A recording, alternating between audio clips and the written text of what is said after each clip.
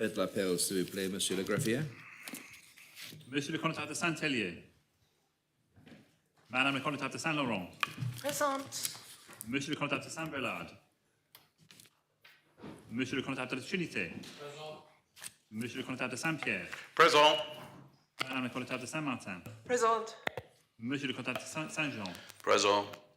Monsieur le connétable de Saint-Clément. Monsieur le connétable de Grouville. Présent. Monsieur le connétable de Saint-Ouen. Présent. Monsieur le connétable de Sainte-Marie. Présent. Monsieur le connétable de Saint-Sauveur. Présent. Monsieur le deputy Southern. Madame le deputy Laddie. Présente. Monsieur le deputy Tadier. Monsieur le deputy Luce. Présent. Madame le deputy Doublé. Présente. Monsieur le deputy Morel. Présent. Madame le deputy Lehegera. Présente. Monsieur le deputy Ayer. Présent. Monsieur le deputy Ward. Présent. Madame le deputy Owls. Madame le deputy Gardner. Monsieur le deputy Gorst. Présent. Monsieur le deputy Farnham. Présent. Madame le deputy Moore. Monsieur le deputy Mezek. Présent. Monsieur le deputy Balash. Présent. Monsieur le deputy Cole. Présent. Madame le deputy Poré. Monsieur le deputy Warr. Présent. Madame le deputy Miles. Présente. Madame le deputy Scott. Monsieur le deputy Reniff. Présent. Madame le deputy Curtis. Madame le deputy Feltham. Présente. Madame le deputy Binet. Présente. Madame le deputy Jeune. Madame le deputy Miller. Présente. Madame le deputy Howe. Présente. Monsieur le deputy Binet. Monsieur le deputy Ferry. Présent. Madame le deputy Kovac. Présente. Monsieur le deputy Curtis. Madame le deputy Ward. Présente.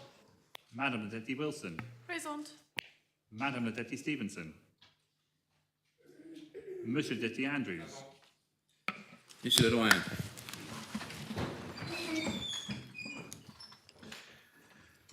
Notre aide soit au nom de Dieu qui a fait les cieux et la terre. Amen. Seigneur Dieu, Père éternel et tout-puissant, qui a établi les gouvernements et les puissances de la terre, pour le règlement et pour la conduite du peuple, et qui nous a commandé d'avoir toujours pour but le gloire de ton saint nom.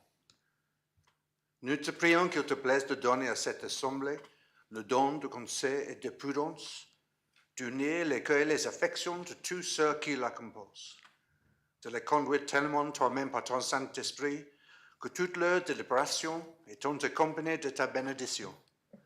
Réussisse au bien et au soulagement du peuple, qu'il t'a plu de commettre à leur slogan. Car nous t'en prions au nom et par le mérite de ton Fils bien-aimé Jésus-Christ, notre Seigneur, qui nous a enseigné de t'invoquer en disant: Notre Père, qui est aux cieux, ton nom soit sanctifié, ton règne vienne, ta volonté soit faite sur la terre comme au ciel.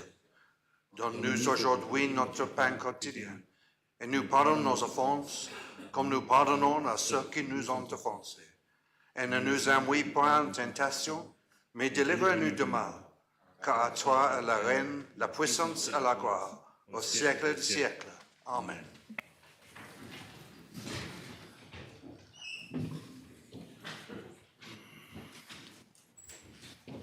Monsieur le connétable de Saint-Hélier.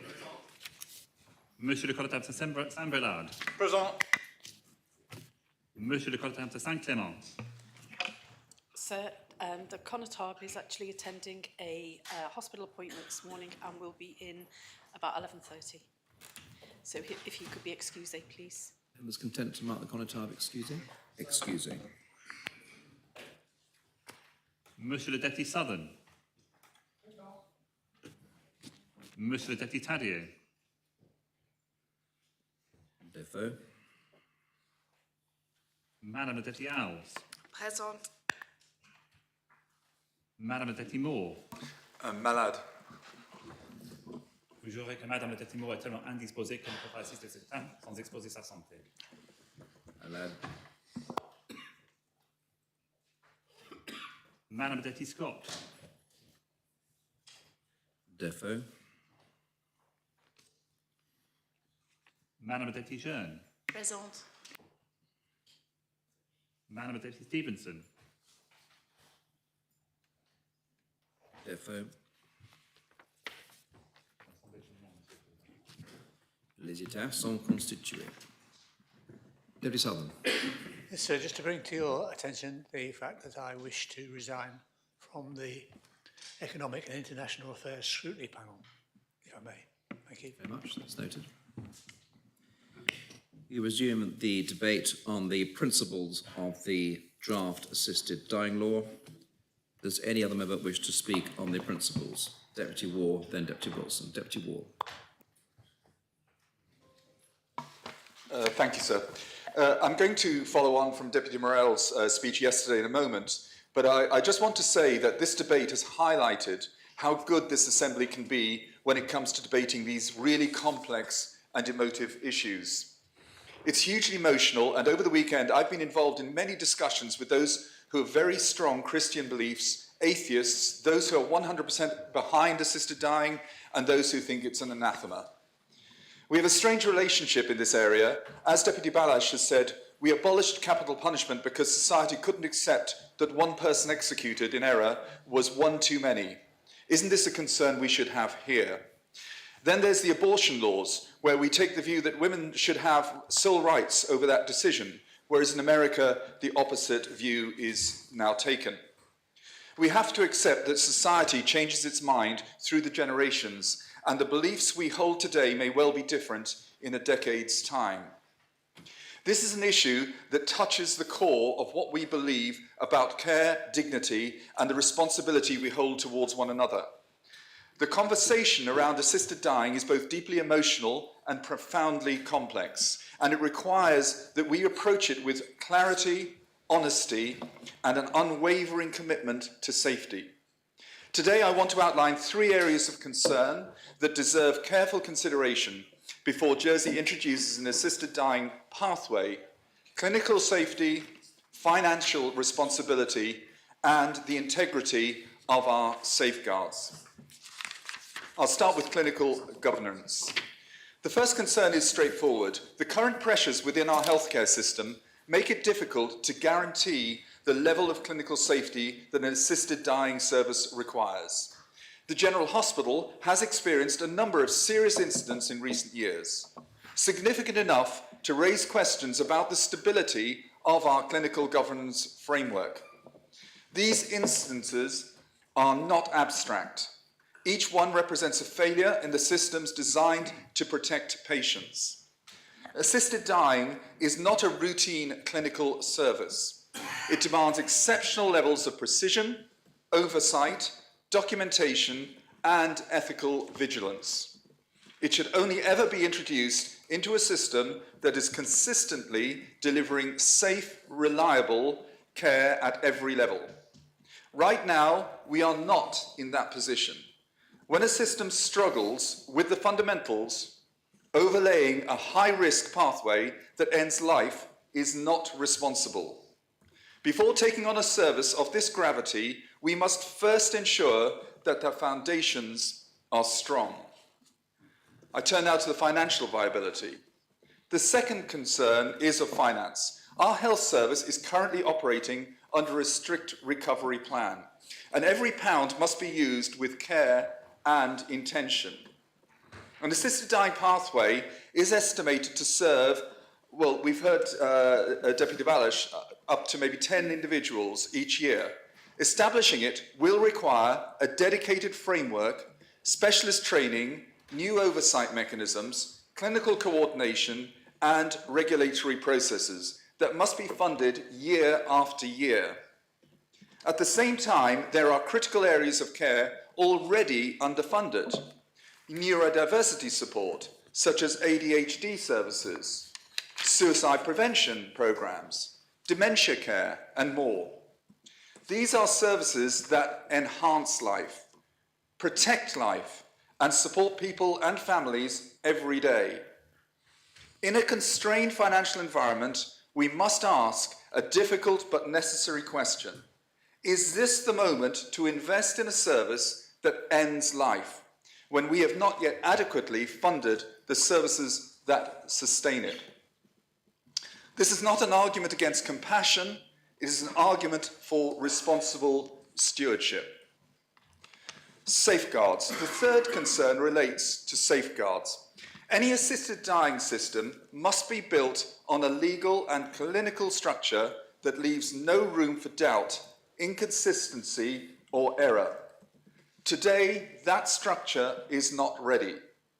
The Jersey Care Commission has not yet put in place a robust inspection process for hospital services, let alone for a specialised service with no UK equivalent to model from.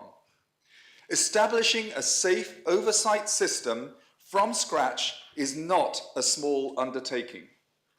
Capacity assessments, already identified as a risk within health and community services, lack mandatory training and standardisation. Assessing whether a person understands, freely chooses, and is not being influenced towards a life-ending decision requires exceptional skill. We cannot rely on a system that currently lacks confidence in its own capacity assessments. Finally, the proposal includes a waiver that would allow an assisted dying request to proceed even if the person later loses capacity. This is a significant departure from legislation in other jurisdictions and introduces serious ethical and legal uncertainty. We must approach such innovations with extreme caution.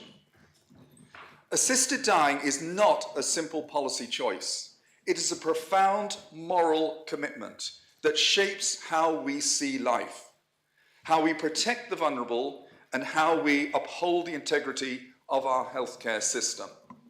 No matter where one stands philosophically, we all have a shared responsibility to ensure that any pathway introduced is unquestionably safe, sustainably funded, and grounded in robust, reliable safeguards.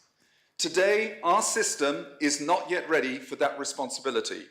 The safest, most compassionate course is to strengthen the foundations of care first, so that any future decisions are made from a position of confidence, stability, and genuine readiness. Thank you. Thank you, Deputy. Deputy Wilson. Thank you, sir. I want to start by acknowledging the insight shared by other members since the start of the debate. Listening to them has been a powerful and at times emotive experience and a reminder why the debate is so important. But having been involved in the early development of the work on this draft law, I know how much thought, care and consideration has gone into preparing these proposals, and quite rightly, officers deserve the recognition for the work they've done to get us to this point, and I personally thank them for that work. But it's now our task to examine the principles upon which this draft law has been prepared and to come to a conclusion as to whether these are principles we can agree with and can be realistically delivered in practice and not just described on paper. So I'm going to come at this debate in a slightly different way because I'd like to start with a simple question that people might want to, or members might want to just hold in their minds. And the question is this: what does it mean to live? And by extension, what does it mean to die with dignity? And I found that a really difficult question, and not an obvious answer was available in my thoughts. So I looked to some of the literature on this, and I found some really interesting insights, and I thought it might be helpful to share in terms of just exploring some of the concerns and the issues and the considerations we need to make. So the first thing I found was that a statement about many patients facing incurable illness, the fear is not simply pain, but it's uncertainty. It's fear of future deterioration. It's fear of dependency. It's fear of becoming a burden. It's fear of becoming hospitalised for a prolonged period. It's fear of the emotional and financial impact on loved ones. And it's fear of waiting for death. rather than living meaningfully. And these anxieties can make remaining life feel really empty or undignified. Another comment I found was that suffering itself does not strip a person of dignity. A human being does not become less worthy because they are ill, dependent, frightened, or in pain. What undermines the dignity is not the existing of suffering, but the failure of care, the failure of support systems, the failure of symptom control, social connection, reassurance. Another comment, the ethical task of medicine and of society is therefore not to eliminate the person who suffers, but to reduce the suffering that surrounds that person, so that dignity is preserved without resorting to ending life. If we shift the basis of dignity away from the inherent worth of the human person toward a conditional assessment of whether life still feels worthwhile, then we're going to create a dangerous moral instability. Once the value of life becomes a variable judgment rather than a constant principle, the boundary inevitably becomes movable. And I think people refer to that as the slippery slope. History shows us that such logic can drift, sometimes slowly, sometimes quietly, towards broader justifications that were never, ever originally intended. And we have seen some of this reflected in the Canadian experience. So how do we in Jersey safeguard against that kind of scenario? And can we be confident, and are we sure that the principles that are before us are strong enough to guard against this? The final thing that I looked at was a comment that had been made about life and its sort of issue around being a commodity. It says life is not a commodity. It is not a subject capable of being exchanged by mutual agreement or contractual consent. Even when motivated by sympathy, intentionally ending life remains an act of killing. An assisted death, though framed as relief of suffering, still constitutes the artificial termination of life. So we should not obscure that reality through softer language. It is a fact that a person has the right to refuse medical treatment, even if that refusal results in death. That reflects a principle of bodily integrity and a respect for autonomy. And clinicians must not impose unwanted interventions in that situation. However, the moral and legal right to refuse treatment is not mirrored by a right to demand a lethal intervention. There is a profound ethical difference between allowing death to occur through non-intervention and actively causing death through intervention. That distinction is not arbitrary. It reflects the responsibility a clinician assumes when acting upon another person's body, even with consent. The obligation, therefore, not to intentionally kill someone does remain ethically significant. And there's also a broader, deeper philosophical issue in that death is not a state in which values, virtues, or relationships can be realised. It confers no benefit, no agency, and no social good. And for that reason, the so-called right to die is conceptually fragile. The proper right is therefore not a right to be made dead, but a right to be cared for well until natural death occurs, with comfort, with dignity, with compassion, and with presence. And that's why healthcare professionals care for the whole person, not merely to resolve a biological condition, but to care for their physical, emotional, and relational concerns and needs at the time of nearing death. As patients approach the end of life, decision-making capacity can fluctuate. Pain, medication, grief, fear, depression, and cognitive change complicate judgments. And this goes to the root of, have we tested that our principle and our arrangements for capacity are sound? Many patients who express a wish to die are not seeking death itself. They are actually seeking escape from the circumstances that surround them. We hear about suffering, we hear about autonomy in the principles, about the desire to end life when confronted with terminal illness, and I understand that perspective. Compassion, empathy and care guide these arguments.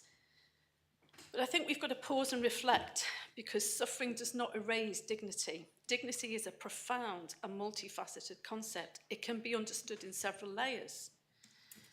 And I didn't realise that in terms of the way it's actually described, there are 3 levels to this. Intrinsic dignity, which is the idea that every human simply has worth by simply being human, can't be taken away. Experiential dignity, how a person feels about themselves in a particular situation, how they're feeling when they're ill, when they're in pain, or whether they're socially marginalised, that can make somebody feel undignified, even though their intrinsic dignity remains intact. And that's a very real feeling, and it must be respected, but it's not the same as a loss of intrinsic worth. And then the final level is the recognition and respect of others, or what we call relational or social dignity. This includes how we're treated by healthcare providers, family and communities. Actions that humiliate, patronise, or neglect someone can undermine their social dignity, even if their intrinsic dignity isn't changed. And again, that kind of perspective goes to the heart of how we would engage and how we would negotiate and discuss and seek consent and capacity for this decision. So a person may feel undignified, they may feel frustrated, they may feel exhausted or fearful, but feeling undignified is not the same as being undignified. Their inherent worth remains because we're human. So when someone asks for an assisted death because they feel undignified, we must ask, in the laws that we're proposing, are we setting out principles that respond to a feeling, or are we addressing actual loss of dignity? And I would suggest interpreting that distress as consent for an assisted death risks confusing resignation with autonomy. So the test around interpreting wishes and intentions needs to be absolutely watertight under these proposals. Our role is to care for the person as a whole, to relieve suffering and to protect dignity in life, not conclude that death is the only solution. And I think as we see through the stages of consent, that we are actually starting to get to grips with understanding how we help people to come to a decision about what the solution is for them. But can we be certain that the proposals as they're outlined fully address that point? Do we accept the principle that the artificial termination of the life of a human is an unethical act or not? And have we sufficiently considered the crossover into other aspects of law as highlighted by Deputy Balash in his speech yesterday? There are also wider obligations beyond the individual. And I think the Dean referred to this yesterday. Decisions to end one's life affect families, clinicians, and communities, generating grief, moral distress, and long-term psychological consequences. It's a fact. Autonomy cannot exist in isolation from relational responsibility, so we've got to seek to balance individual choice against collective ethical boundaries and the protection of the vulnerable. Public support is another principle the draft law has relied on, and I heard yesterday that low inbox correspondence shows islanders want to get on with it. Really? Well, how do we know that? Silence is not consent.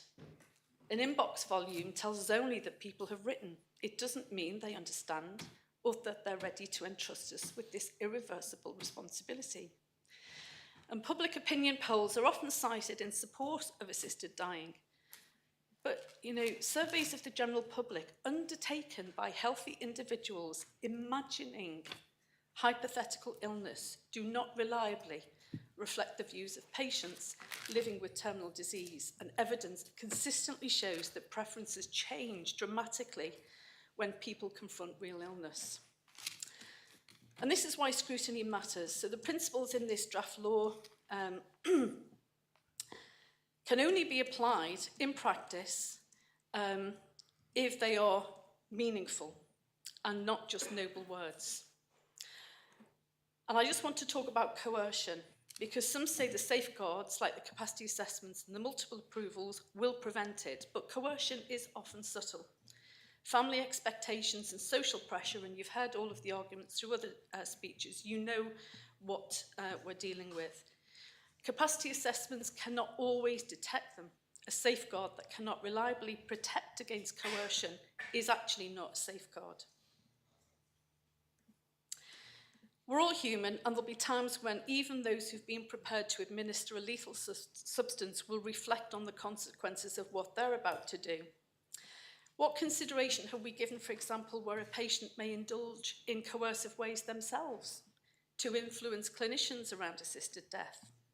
I've witnessed many times during the course of my own career where clinicians have been put under pressure from patients to do exactly what they want.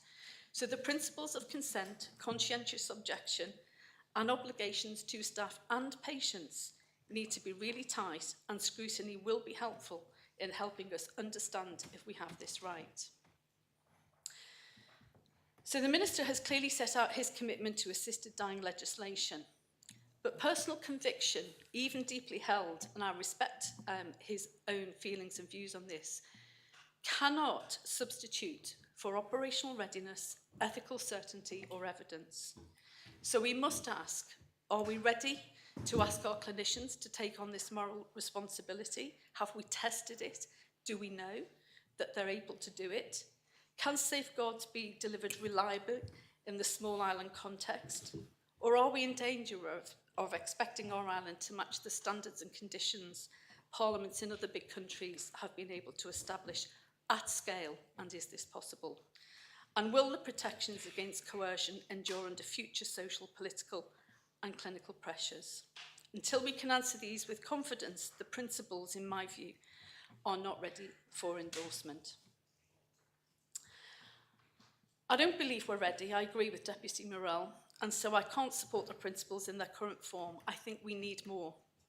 The end of a political term should not be the only driver for making decisions about principles.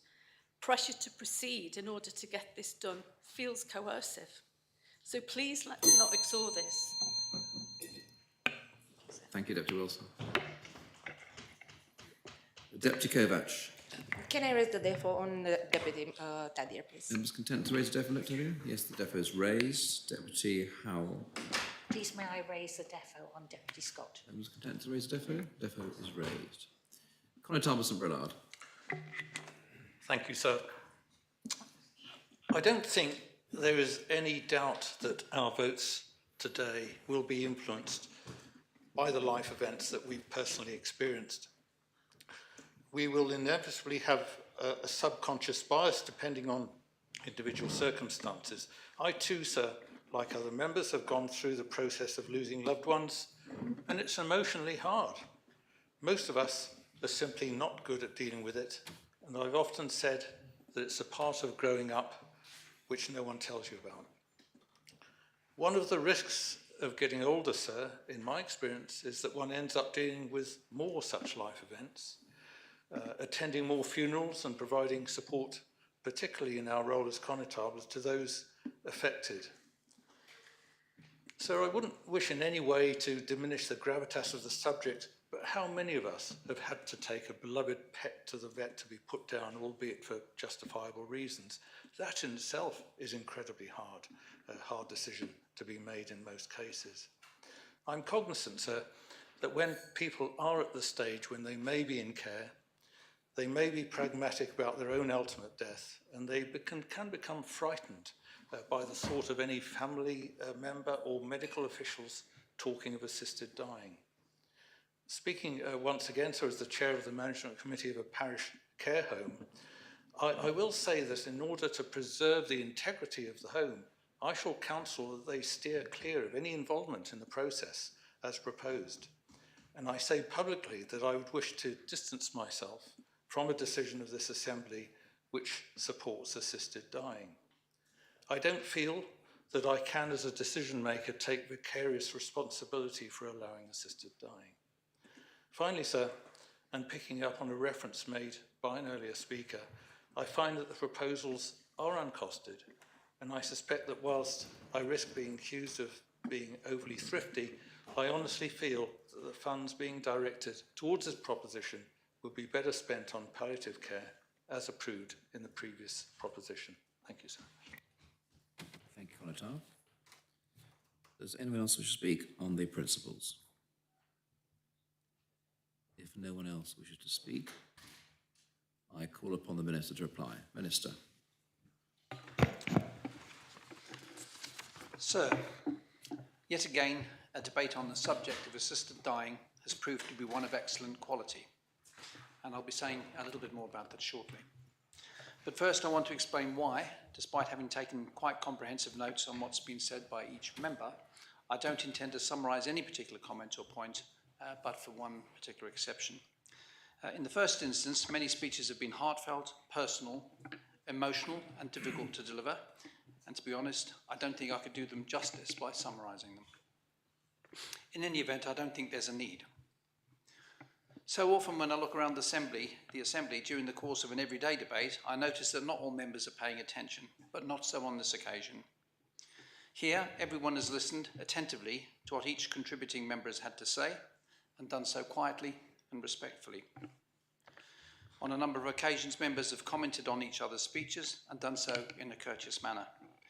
None of this requires any further repetition from me. I do have to respond to a practical question asked me by the chair of the scrutiny panel, Deputy David, who asked whether the team on the proposition side would be in a position to confirm that they'd be able to conclude all of the detailed preparatory work in time for the debate now due to take place on the 24th of February. And I'm very pleased to say, sir, that I've had confirmation that they can. In addition, I feel that I have to pass comment on the speech given by Deputy Morrell. As members will have heard, unfortunately, Deputy Morrell had a poor experience with the health service at a very sensitive and distressing time. That's something for which I'm deeply sorry. Sadly, this has led him to conclude that our health service is in poor quality and isn't capable of delivering an assisted dying service. So I'm genuinely sorry about Deputy Morrell's personal experience. However, I must take issue with the suggestion that the service isn't capable of delivering the proposed service, because it certainly can.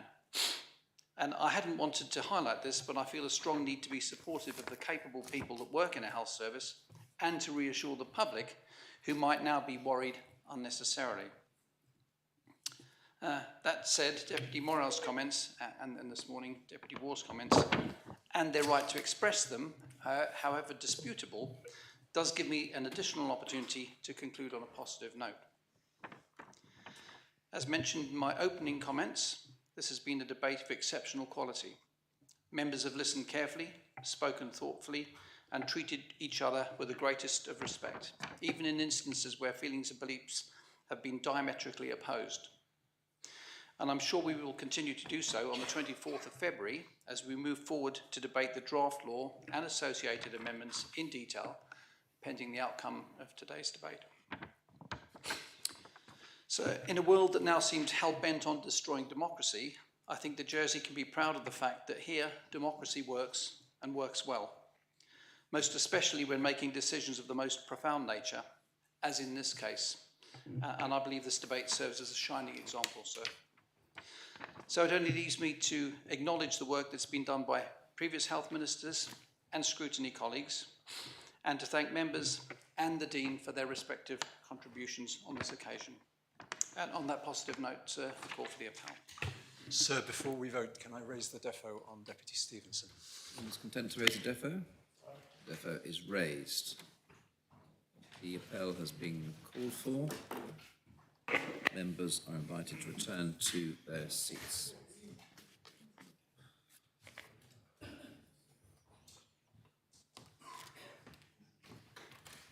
I ask the greffier to open the voting.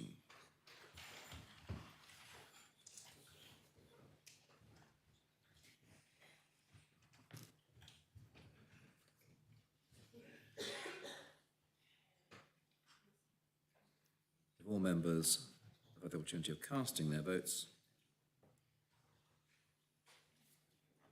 I ask the greffier to close the voting.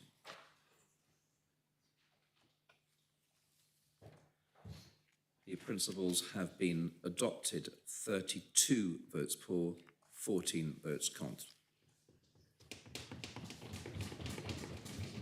May we have the 14, please? Yes. Those members voting contre, the Connétable, St Helier, St Lawrence, St Bellard, Trinity and St Juan, and Deputies Morel, Lehegara, Gorst, Balash, Warr, Howell, Kovac, Barbara Ward and Wilson. Deputy David, I think you've confirmed that your panel wishes to scrutinise this matter, Yes, sir, we do. and the return date for second reading is the 24th of February, is that right? That's correct, sir, yes. Thank you very much.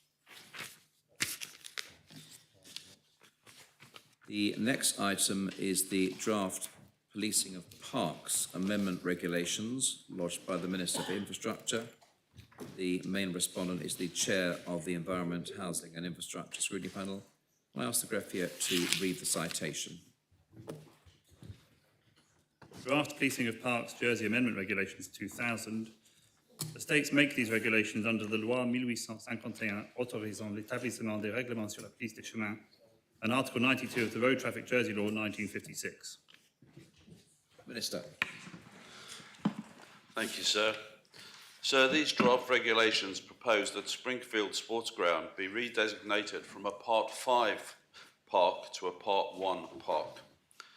As a Part 5 park under the 2005 Policing of Parks regulations, dogs cannot legally be taken into the boundaries of Springfield Sports Ground under any circumstances, even if they are kept on a lead.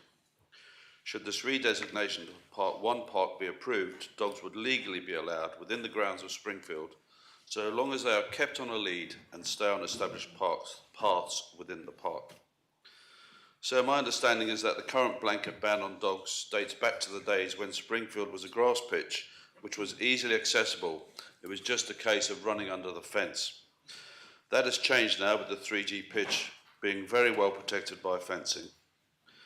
So regular visitors to Springfield will know that the current status of Springfield as a Part 5 park is more honoured in the breach than the observance of those regulations. And I suspect, sir, that most dog owners are blissfully unaware of the law that they are breaking. So we could enforce the current regulations and make dog walkers liable to a fine of up to £1,000 for walking their dog through Springfield. That, sir, though, would be somewhat disproportionate. The redesignation of Springfield as a Part 1 park is perfectly workable and sensible given the move to a protected 3G pitch in 2015. Indeed, it is legislation catching up with practice. So I'm aware of representations being made by members of the public and by St Helier representatives requesting this change, and I therefore hope members will be able to support the draft regulations, and I move the principles. Thank you, Minister. Are the principles seconded? Does any member speak on the principles of these regulations? Deputy David, then Deputy Ward. So I don't know if this is the kind of debate in which we need to declare an interest, but I do hesitate to say that I own a dog, because sometimes I think the dog owns us, sir. And I think this will be welcomed by many people as long as people are responsible. That's obviously the key point. I just wanted to ask the Minister whether this is going to mark the first step in looking at other parks, because there are parks, the ones that immediately spring to mind are Howard Davis Park, but I'm sure there are others in Jersey, and it seems to me there's no good reason why a well-behaved dog who is kept on a lead, even kept to the paths, and with a responsible owner should not be allowed in that park. It's an area of the urban area which, you know, crosses towards St Saviour, St Helier, and going towards St Clement. I was passing through there on my own yesterday at lunchtime and back, and I think that the question in a succinct way, sir, is this a piecemeal approach, or is it part of a wider project to actually look at all access in Jersey? Thank you, Deputy. Deputy Rob Ward. Yeah, thank you, sir. I was just going to say it's a sensible solution to a problem that really shouldn't have been there Again, I just want to emphasise this point that dog owners must be responsible. It is a very important thing to do. If you have a dog, I won't say own, because I think my dog might own me as well. If you have a dog, you must be responsible in its care and responsible for other people, and that's the key to this. But so, well done to all involved, because this just gets rid of something that really shouldn't have been there. Thank you, sir. Thank you, Deputy. Deputy Dublé. Thank you, sir. I wanted to ask that the Minister give some detail when he sums up about what the views of families in the area are on this, and families with pet dogs and without, I think, because, of course, both types of families exist. And I, as much as I love dogs, I love children, and I think there needs to be a balance in terms of the rights of dog owners to walk their dogs and enjoy dog ownership responsibly in the outdoor areas that we have available to us. But I'm becoming increasingly aware with the massive increase of dog ownership in the island that not all dog owners are as responsible as the majority. And I can see many connotabs nodding there. And I think there are, I'm aware of incidents where children are fearful of playing outside in areas near to their homes because there are dogs behaving in ways that are quite terrifying to especially the younger children. And I think the Minister mentioned that the regulations currently in place in that park are not being policed. So it really leaves me fearful that if we do approve this today, that the new regulations will also not be policed and the situation will get much worse for children. Currently, I'm aware that even in this park where it seems dogs are not allowed at all, dogs are already, a small percentage of dog owners are letting their dogs off the lead and letting their dogs run up to children and really causing quite a lot of distress to children to the point where children feel they can't actually use that area. I really have concerns about this and the way it's moving, and I think it might have been Deputy Tadja that asked, I'm sorry, I can't remember which one of the previous speakers asked, is there kind of a wholesale approach to looking at provisions for dog owners in the islands? And I think that's probably something that is needed in the light of the increase in dog ownership. And I think the will of personally, I think that dogs should be able to be exercised. There should be plenty of outdoor spaces, and there should also be responsibilities attached to that privilege of dog ownership. And we should also, I would remind members that it is part of our responsibilities that we must bear children's rights in mind when we make any decision. And I'm not actually sure that we should be doing this today. I would ask actually that the Minister goes away and considers this. I don't feel I can vote for it today because I don't see that children's rights have been considered, and I'm aware of significant issues in that area, which of course borders St Saviour and St Helier and St Saviour. Many of the families in those parishes just do not have gardens in the first instance. They do not have, some of them don't have cars to access the bigger outdoor spaces beyond their parishes, such as the beaches. And for many, this park will be the only outdoor space that the children in those families have to access. And given that I'm already hearing of problems, I really don't think this is actually a wise move to make today, bearing in mind children's rights. And I am concerned about accidents happening. And I want to reiterate, my concerns are of a small percentage of dog owners. It's very much not the majority, and when I'm using the outdoor spaces in Jersey with my child, I encounter many responsible dog owners who do have their dogs on the lead and under control as is required by the law, and we have some really positive interactions, and it's lovely for us who, we do not own a dog in my family. It's lovely for us to be able to meet those pets of other families and have those safe interactions when the dogs are on the lead. But unfortunately, there are a small number of dog owners where that is not the case, and they are actually posing a real danger to children. So I would ask that the Minister reconsider this if he hasn't already fully considered children's rights, and bring back something that actually has, as I think it was Deputy Tadja, a holistic view of the rights of all across the island and who uses our open spaces. Thank you, Deputy. Deputy Howell. Thank you, sir. I'm supportive of the Minister, but I just wanted to make sure that the dogs are kept on leads. I don't want to have hear that the poor Dean's dog has had another attack because he's happened to be walking in Springfield rather than somewhere else. And it is serious. I do own 2 dogs, sir. But one of my dogs has been attacked when they were on a lead by 2 others that came and ripped off their ear. And it isn't just children do get upset. Some children, they're really scared. And it's sort of if it's a friendly dog, it's great. But we do have to be mindful. And there are also adults who are really scared. I have a sister-in-law she's petrified. And I think we do have to be responsible, and I urge that if this goes ahead, that we make sure that people pick up their dog poo, because that's really important as well. Thank you, sir. Thank you, Deputy. Deputy Joan. Thank you, sir. Many of the comments we're hearing were also reflected in the debate around the dog law before late 2025. And though my panel is not going to call in this particular amendment, I just wanted to highlight to members that we are reviewing this law that the Minister is amending as part of our wider review on animal welfare and control, as there are a number of laws that touch on the areas that we're discussing in this debate. So we are, as Environment, Housing, Infrastructure Scrutiny Panel, at the moment scrutinising and reviewing a number of these laws that kind of go into the issues of animal control. Thank you. Thank you, Deputy. Deputy Feltham. Thank you, sir. I want to thank the Minister as a representative of St Helier Central for taking on board the concerns of my constituents, and when the law started to be enacted by, I think, staff at Springfield, and they got asked to not do something that they'd been used to doing for many years. So I'm pleased that the Minister has taken quick action on this.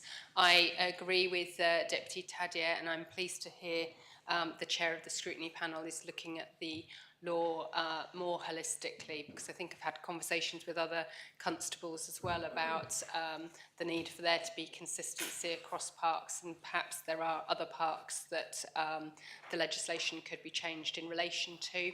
I did also want to put a plea to the constables and the Minister to ensure that signage is clear. I think that's really important, particularly in relation to ensuring that dogs are kept on lead and handled safely, and their mess is cleared up as well. I am a dog owner, I will state that, and I do walk my dog around Parade Gardens, and I know that the signage contradicts itself on that particular park about whether you're allowed to take a dog around there or not, and I would ask constables to address those types of confusing communications out to dog owners. Thank you, sir. Thank you, Deputy. Deputy Alves. Thank you, sir. And I think a lot of my points have actually already been covered. Unfortunately, I lost my dog last year, and one of the issues that I had with him, he was a rescue, was that he was often attacked by other dogs. He was very small, so an easy target, who were off the lead. And in many occasions, actually, it wasn't in parks, I found, and I have... and I will plead guilty now to being one of those people that walked my dog through Springfield Park. So I'm happy that this law is changing. One of the things I would like to add is that along my travels, sir, I've gone through a lot of different parks, and I often take photos of their dog bins that they've got. I know that sounds a bit weird, but they've often got bag dispensers as well, and I think this is probably something that we should consider here.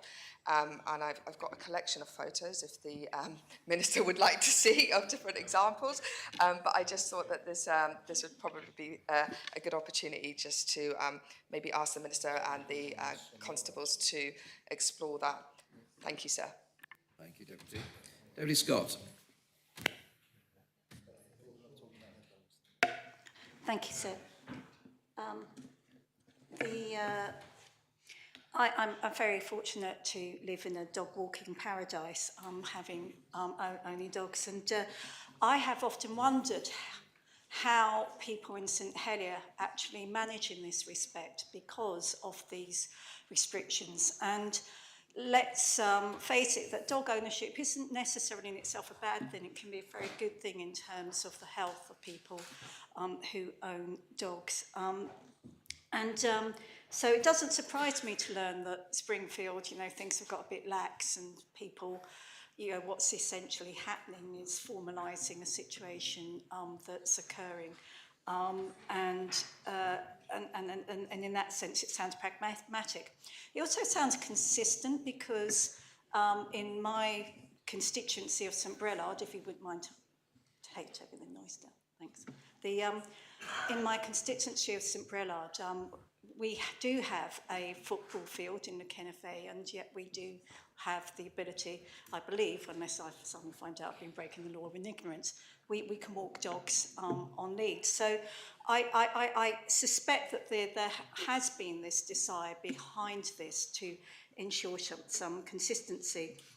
As Deputy Shern has mentioned, that we have previously in the States Assembly had a whole discussion about some of the issues that go with dog ownership and indeed dog etiquette, and this perhaps need for a bit more education amongst the dog owning community, because it just is not acceptable for dogs to attack other dogs. It's not acceptable to allow dogs to approach people without even scoping whether they are scared of dogs or not.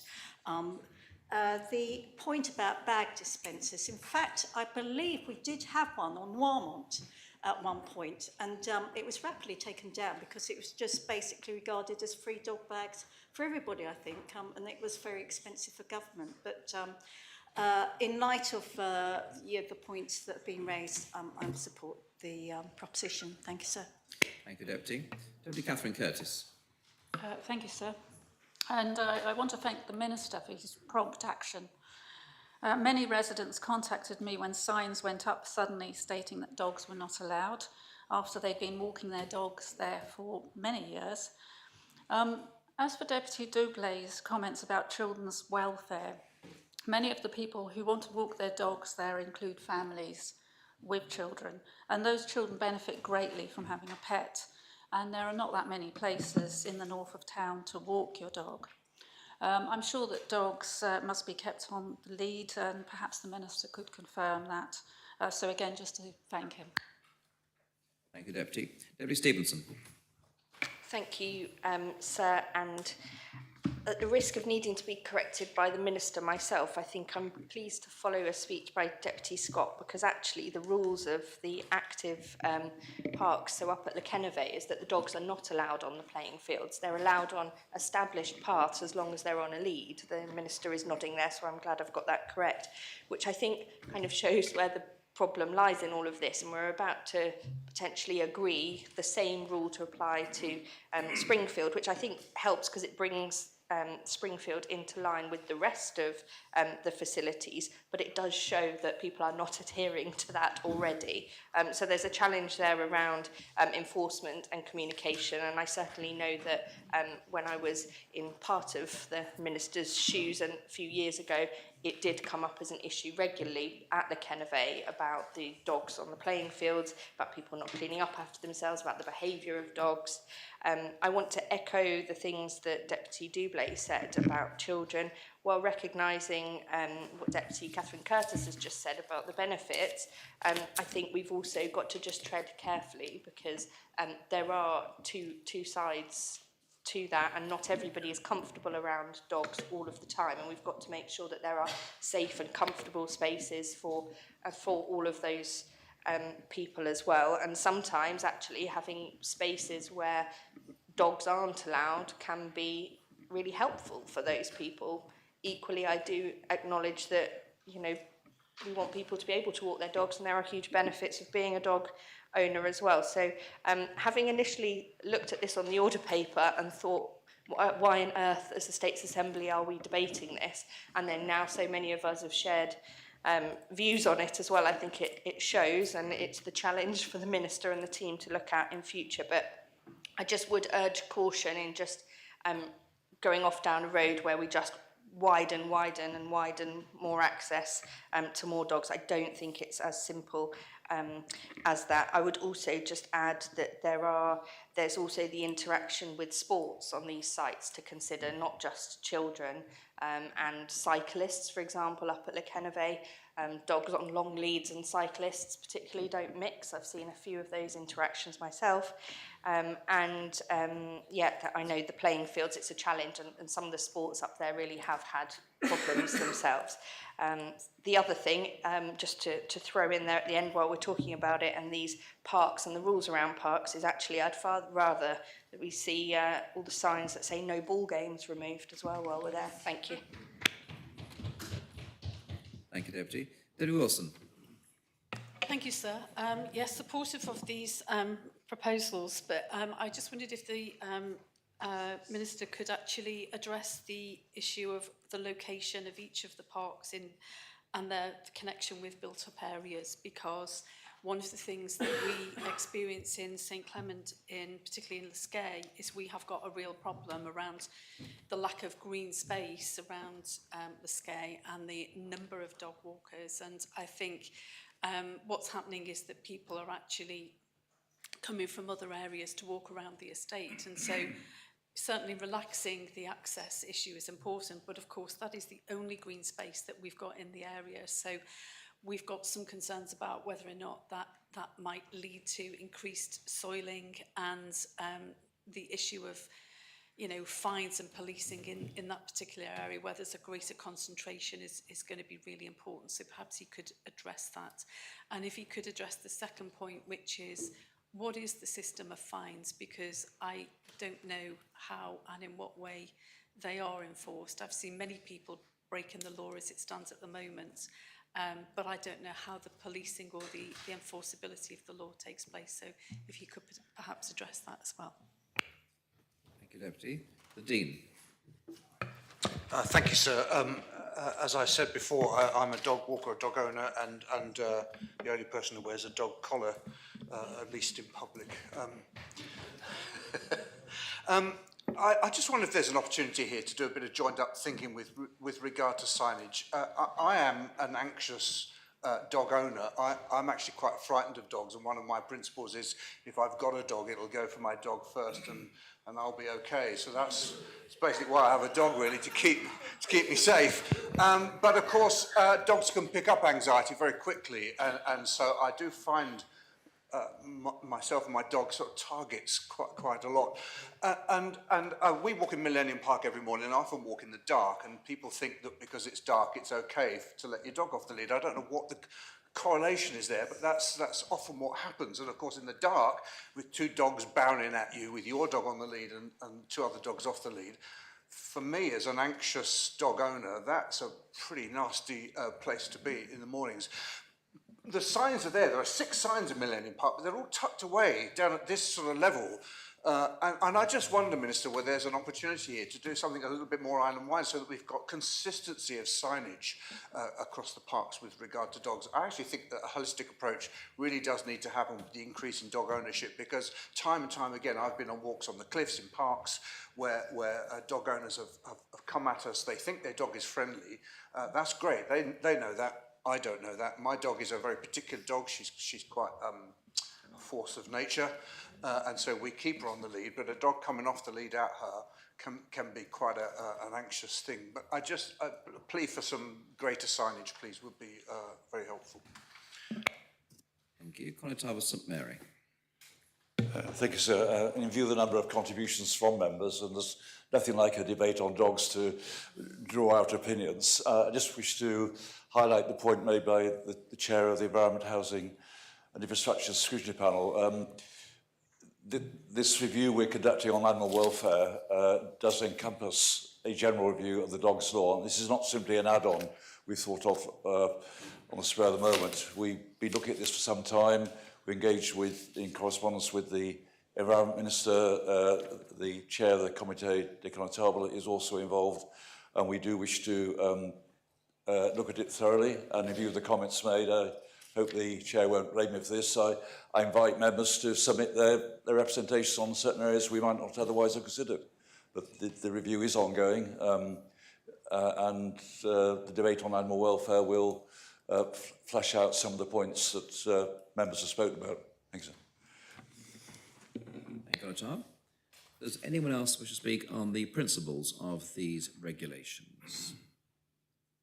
I call upon the Minister to reply. Minister.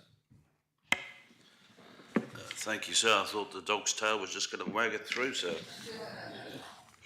Sir, it is a serious subject, sir, and I'm not aware of the status of each and every park under my remit, or indeed under the parish's remit.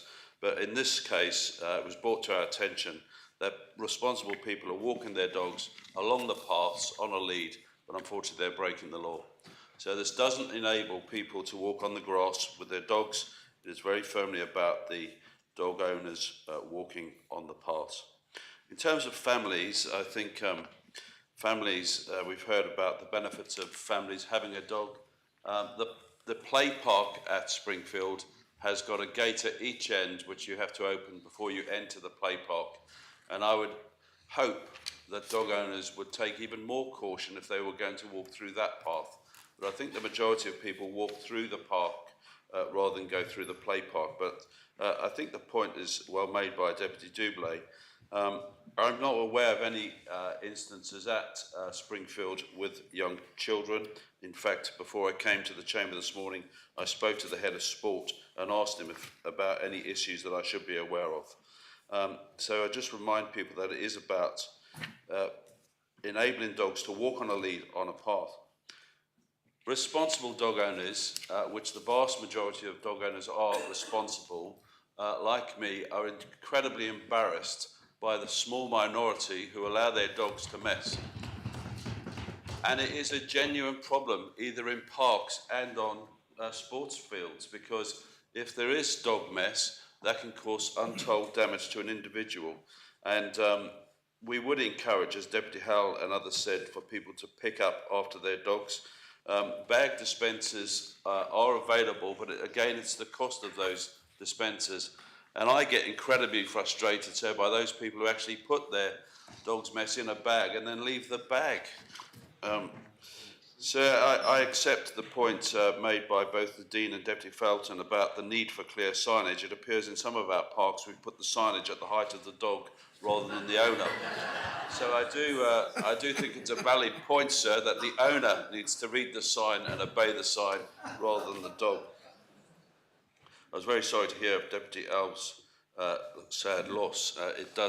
They do become a part of your family. Deputy Scott and Deputy Stevens mentioned Lekeneve. You can walk your dog on the paths at Lekeneve. You cannot walk your dog across the playing field. So I have to remind my wife that when we're walking at Lekeneve, and the long leads, as a cyclist, so I also have to remind my wife about the length of the lead and to be aware of cyclists. Those are very valid points, sir. And so I also have the same issue at Balroyal, so when my wife walks on the cycle path there with our dog. So I think we could do more to be consistent. I am aware that the change at Coronation Park is due to be brought before to change that because of the extension. In Lascais, so I'm not sure of the details there, so I don't believe it is a park that we administer. And again, we are not talking about green space. We are talking about people being allowed to walk their dogs along a path, so that's what this morning's debate is about. In terms of policing, I'd like to think that a common sense approach is taken, that people are warned in the first instance. People do make mistakes, but you can be fined up to £1,000 if you don't obey the park law. So I think I welcome the Scrutiny panel's review on the dogs law review, and I'd be very happy to work with them when it comes to the parks to see if we can simplify things, but that's all I have to add. Thank you, sir. Thank you, Minister. Is the appel called for? Appel has been called for. Members are invited to return to their seats. I ask the greffier to open the voting.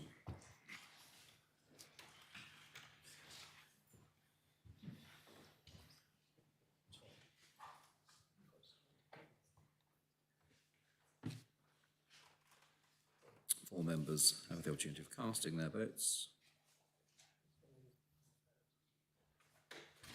ask the greffier to close the voting.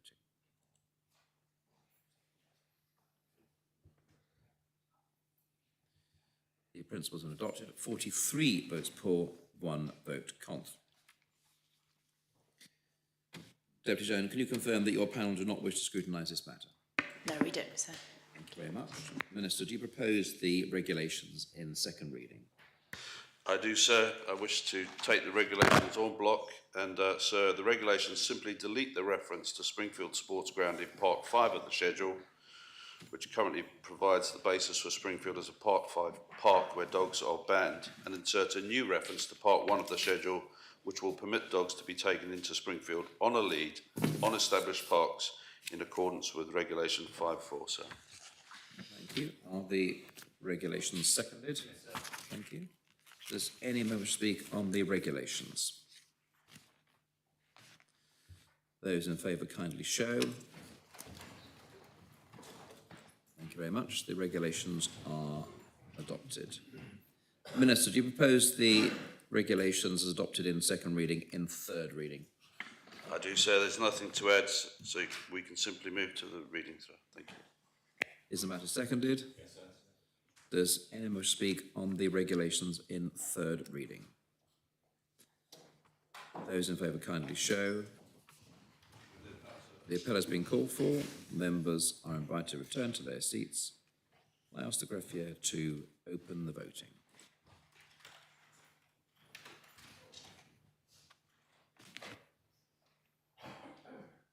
All members have had the opportunity of casting their votes.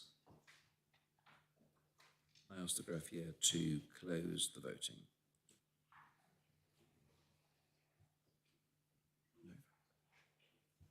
And I can announce the regulations have been adopted in third reading. 43 votes for, 1 vote contra. Yes. The member voting contra, Deputy Dublin. Now move on to the Jersey Gas Company Amendment Law lodged by the Minister for Justice and Home Affairs. The main respondent is the Chair of the Children, Education and Home Affairs Scrutiny Panel. Deputy Warr, you have a late amendment and the Assembly needs to consider whether to permit you to reduce the lodging period in relation to that amendment. Do you want to propose that the lodging period be reduced, and do you want to say in brief terms what the amendment is about, as members may not all have read it as it only was lodged yesterday? Mm-hmm. Yes, sir. I mean, the amendment is quite a small one. It's in connection with sort of aligning penalties for where company members can be, how can I say this, held liable, and the period of time they're held liable. At this moment in time, the gas law is out of alignment with other parts which should be in line with, I think it's Regulation 3. Sorry, just to get this right. It's level 3 of standard scale of punishments. At this moment in time, the law is talking about 5 to 8 years. Level 3 is around 6 months, and I just want to try and amend that so that they fall in line with the level 3 standard scale, please. Yes. Is the proposition seconded? Yes. Does anyone wish to speak on the proposition that the lodging period be reduced? Minister. Thank you, sir. The draft amendment law was lodged on the 27th of October. Sorry, we're still doing the lodging period reduction for the amendment. Yes, sir, but this is my Oh, is it? Oh, it sounds very very well thought out. Yes, do. What can I say, sir?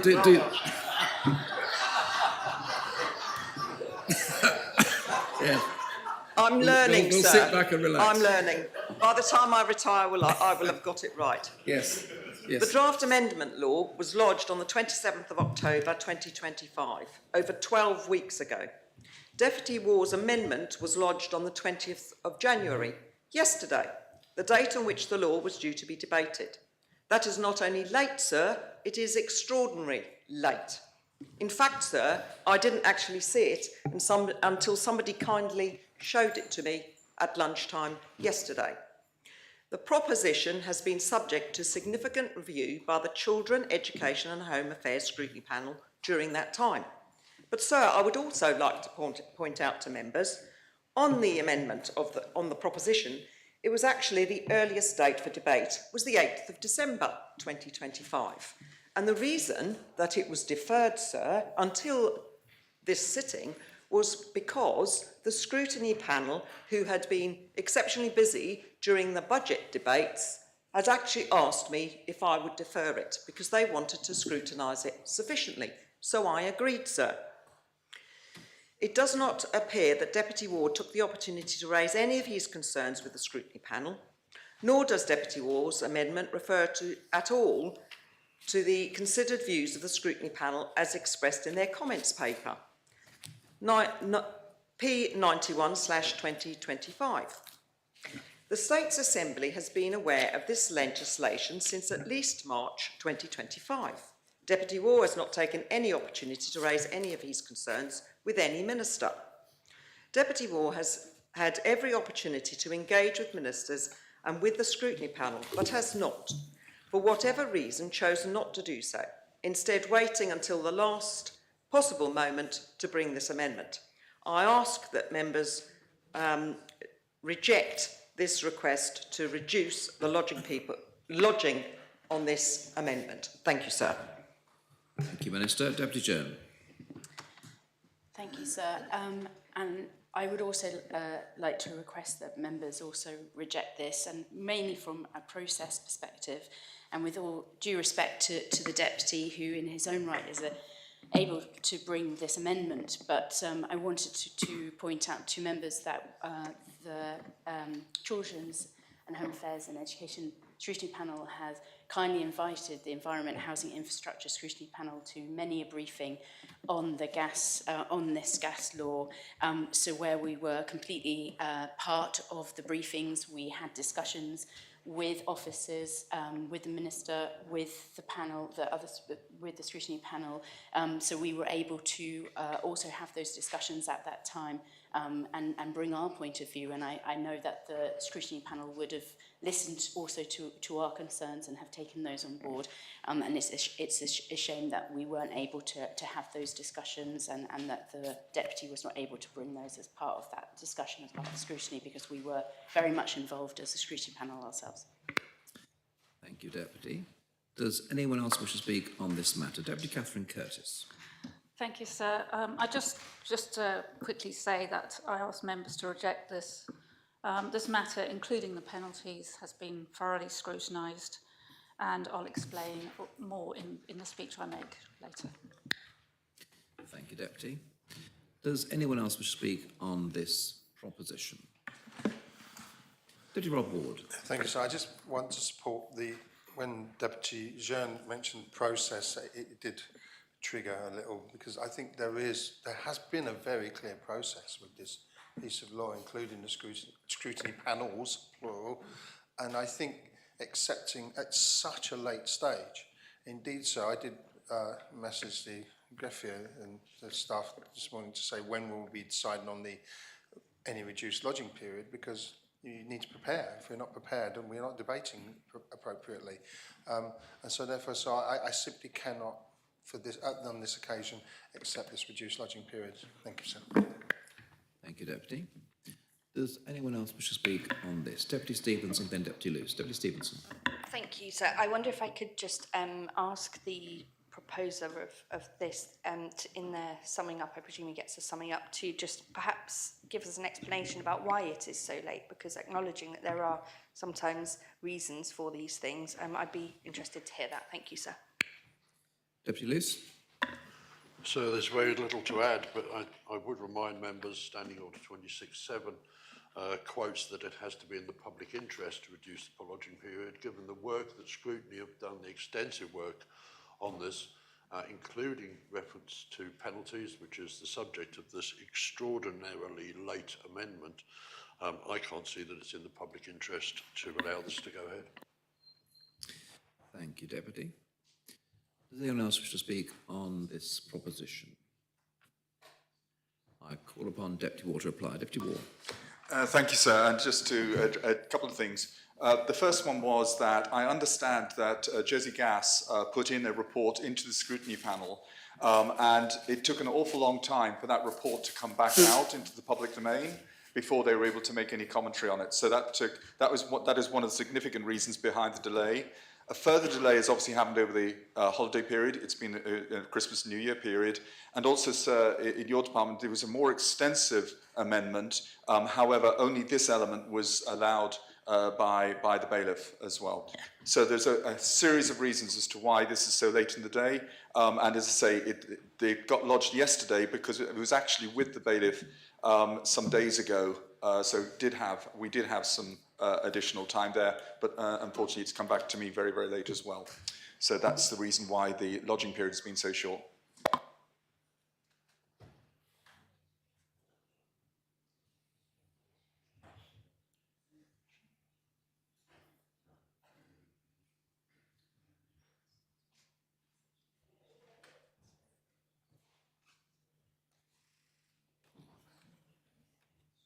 Would you accept, Deputy Warr, that your original proposal came in towards the end of last week, about Thursday? Is that right?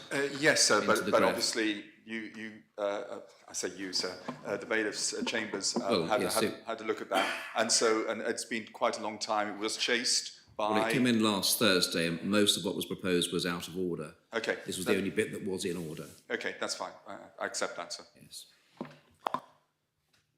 Is the appel called for? Yes, sir. Members are invited to return to their seats.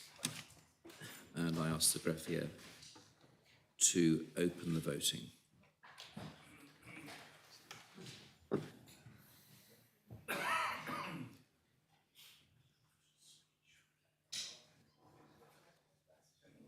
All members have the opportunity of casting their votes.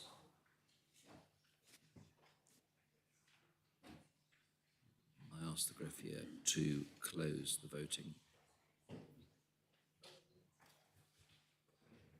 Announce that the proposition to reduce the lodging period has been rejected.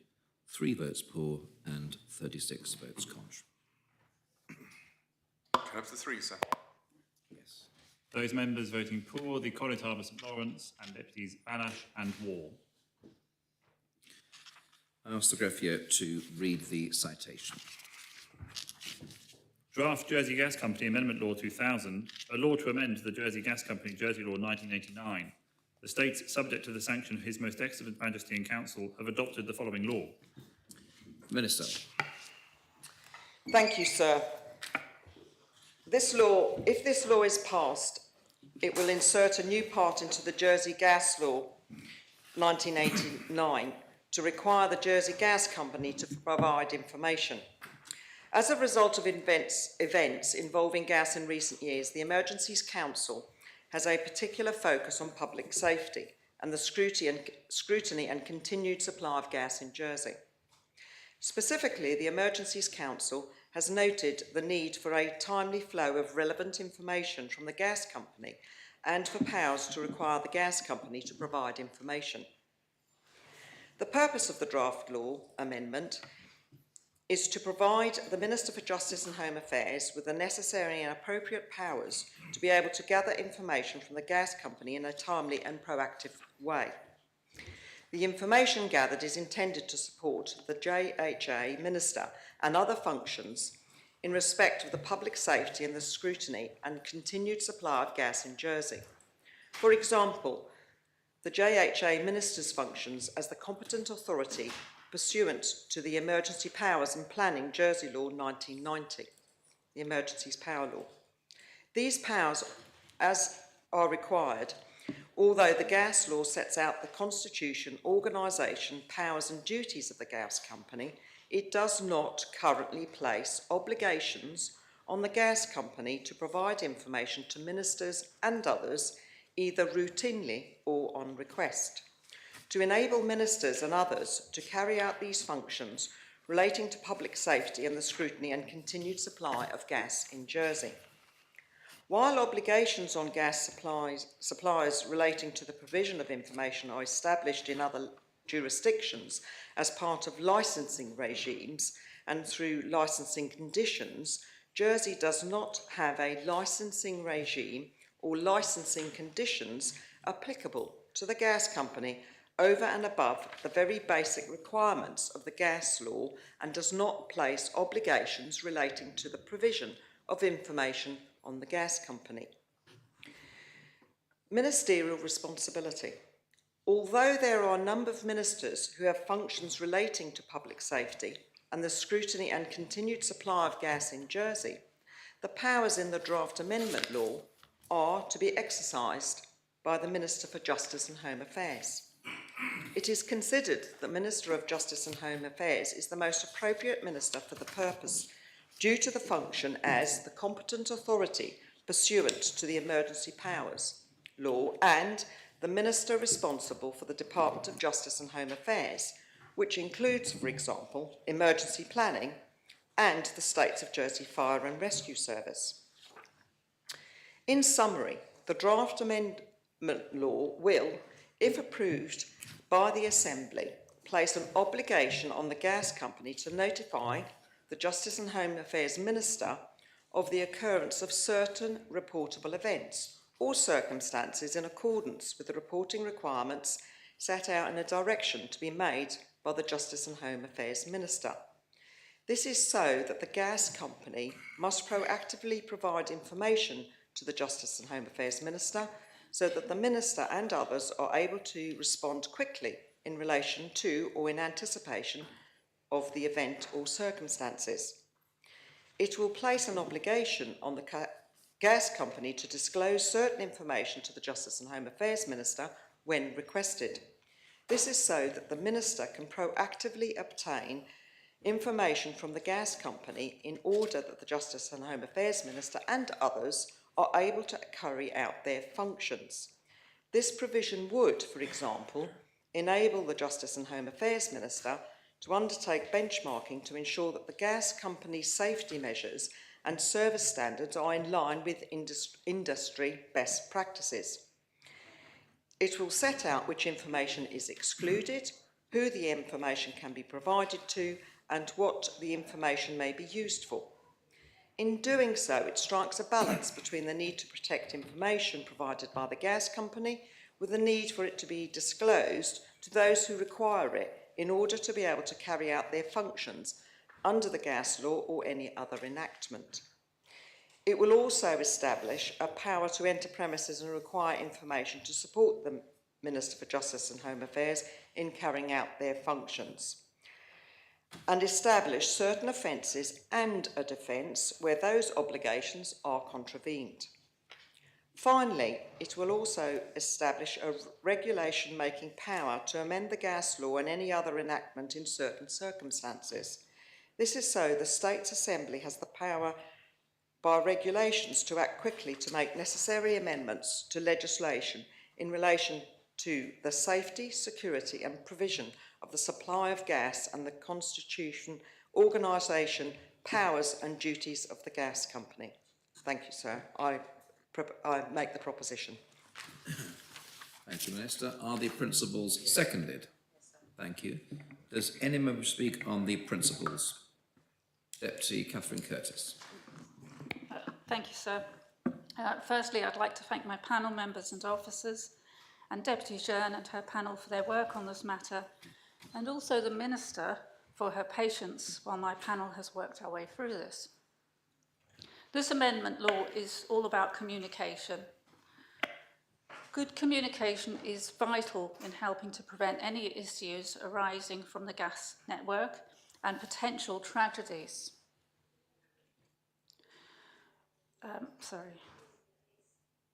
So this amendment law is extremely important. Currently, there is a CEO of the Jersey Gas Company who communicates openly and well, and the CEHA panel has benefited from meetings with him and from his helpful communications, and I thank him for that. However, this law is necessary because we have to ensure that good communication remains in place into the future and is not dependent on the current willingness to share information. The original amendment proposed in March 2025 we felt was not practicable in certain areas.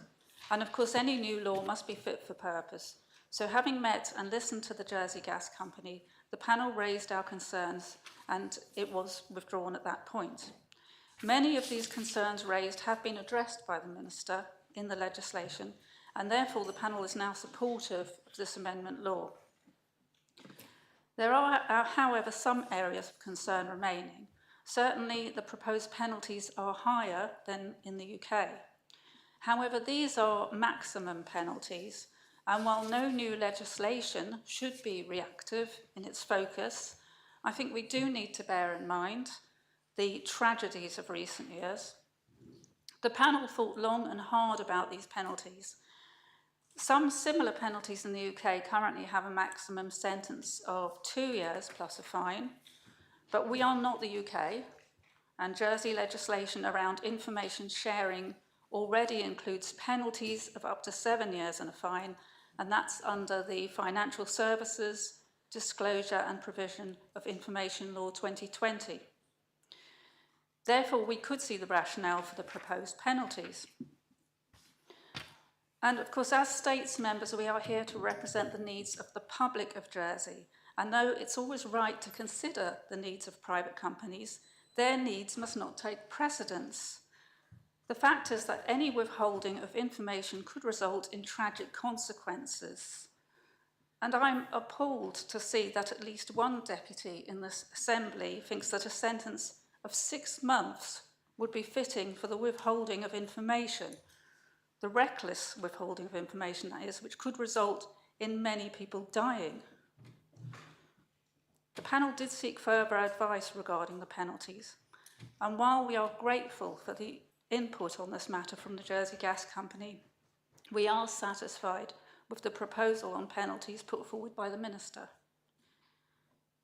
However, the panel asks that the very reasonable points raised by the Jersey Gas Company regarding electronic copies of registers, suspensions of AGMs and numbers of directors be addressed with some urgency to allow the company to carry out its procedures as it best sees fit.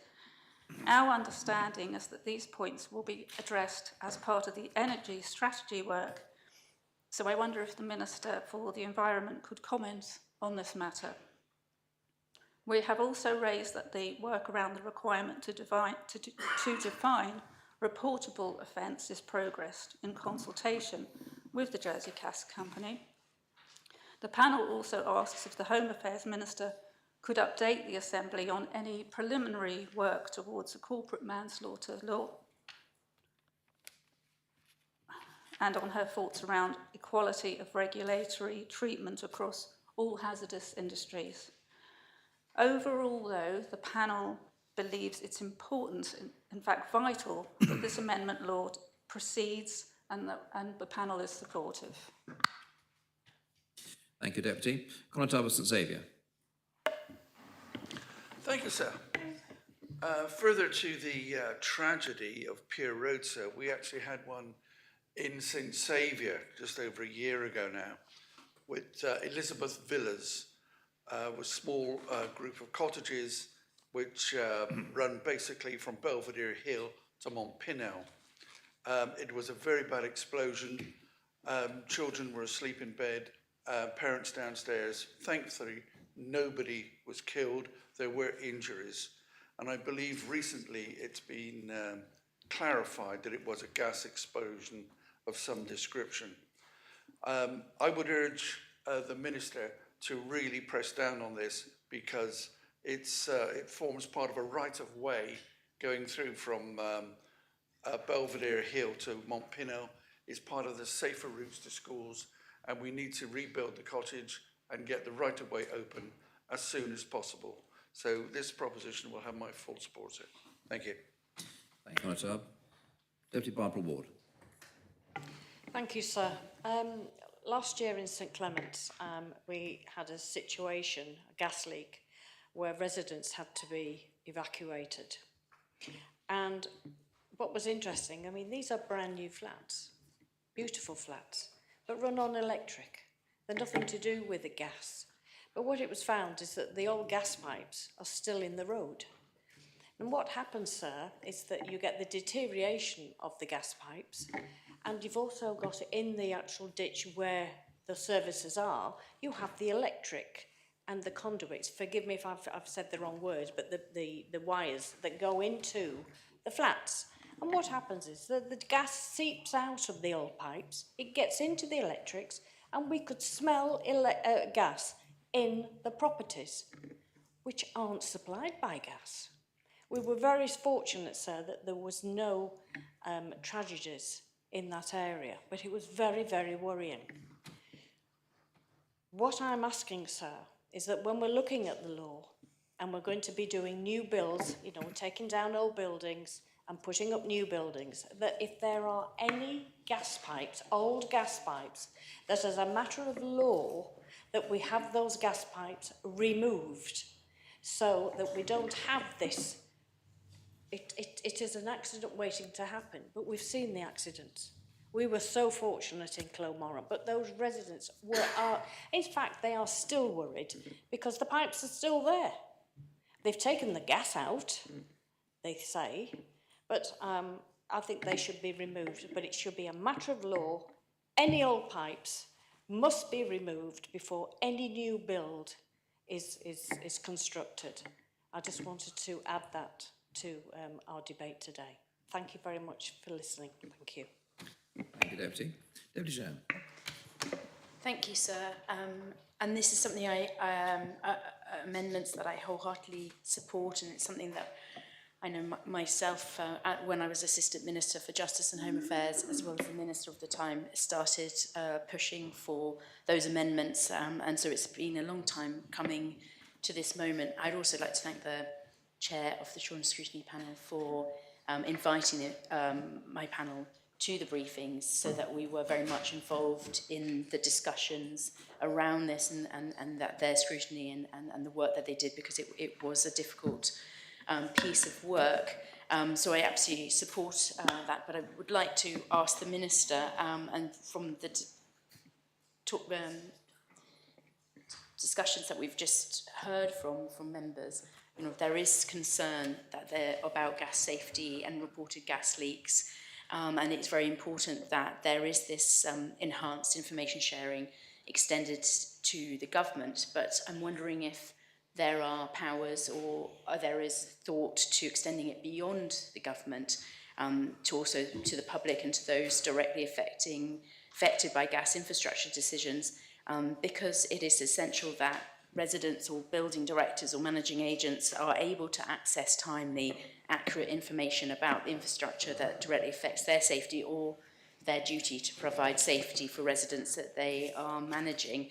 And unfortunately, I have heard there have been incidences where though the public have asked for information, there hasn't been that timely information coming for them to be able to understand about the gas infrastructure around their buildings or that could affect them. So I just would like to understand from the Minister what kind of enhanced information sharing requirements could be proposed to extend beyond government in the future.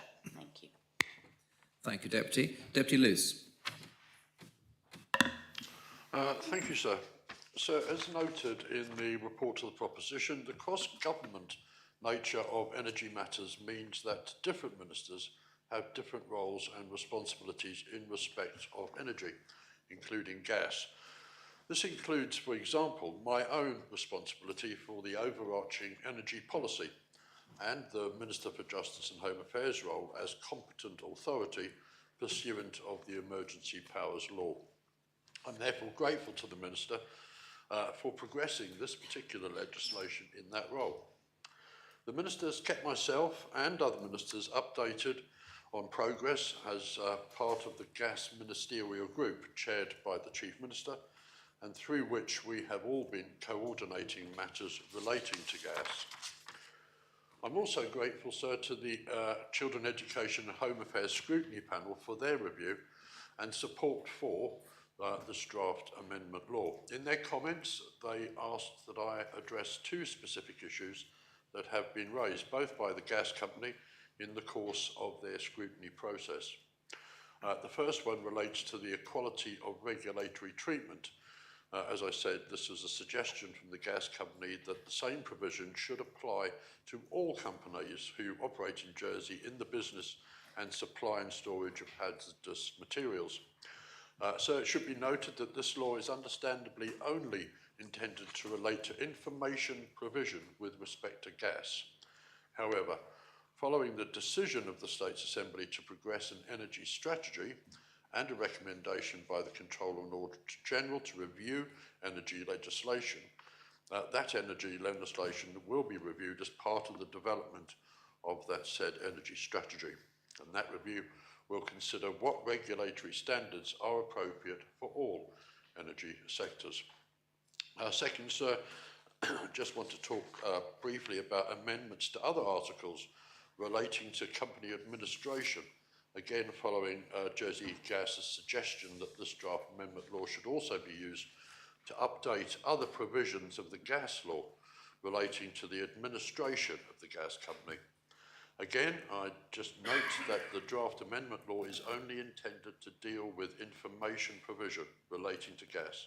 However, the review of energy legislation as part of the development of the energy strategy I mentioned just a minute ago will also consider whether any broader updates to the energy laws are required. To that end, sir, in September last year, I offered energy suppliers, including Island Energy, the opportunity to provide initial views into the development of that energy strategy. I'm making good progress, and I'm further scheduled to meet the Chief Exec of Island Energy on the 23rd of February, where I will repeat that offer. Thank you, sir. Thank you, Deputy. Does anyone else wish to speak on the principles? I call upon the Minister to reply. Minister. Thank you, sir. And I would like to thank the scrutiny panel, and both scrutiny panels in actual fact, because this is actually where scrutiny is invaluable, because it gives a good, clear picture, and it gives the Assembly an opportunity to see that legislation that's coming forward is not only being looked at through the Council of Ministers and others. I would like to address 2 points that were made in relation to penalties. The panel has drawn attention to the process by which the offences applicable to the new articles have been evaluated to assess as a suitability. I have confirmed that the offence and penalty provisions were reviewed and approved by the law officers following a penalty review. This process, as members are aware, follows on all draft laws and subordinate legislation to ensure appropriateness and consistency for similar offences in statute. This process also reflects the Attorney General's customary function as partie publique when providing conclusions for sentence before the courts. I therefore welcome the panel is satisfied that the appropriate process to determine the penalties was followed, and that they note that the proposed penalties for false or misleading information and for destroying evidence in the amendment law is consistent with the Financial Services Disclosure and Provision of Information, Jersey Law 2020. Sir, I would like to reiterate this point. This is about someone actually providing either false information, withholding information, destroying information. This isn't about someone making an error. This is about someone actually being complicit in making or providing false information. And this is what I think we need to get away from the point of view in relation to the penalties. And this is why the penalty sits as it does at 7 years. And of course, as members will all know, that this is not the person will get that sentence. It is, that is the maximum. In relation to the mention of corporate manslaughter, instructions for the corporate manslaughter law were developed in 2023. It is unfortunate that during this term of office and other legislative work that we have not been able to bring this forward. My hope is that this will be taken forward as soon as possible by the next government, and I'm aware from having discussions recently with the team that it is pretty much ready to go to the law drafters. So that should be pretty soon.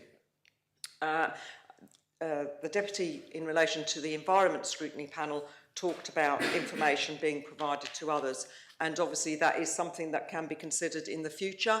I think it's probably more with potentially with the other ministers, because obviously this is information that the Minister for Justice and Home Affairs is asking of the company, and any expansion of that may be falling into other parts of the legislation. But it is certainly something that I will will be fed back. So I maintain the proposition. Thank you. Is the appel called for? Yes, please. Appel has been called for. Members are invited to return to their seats. I ask the greffier to open the voting.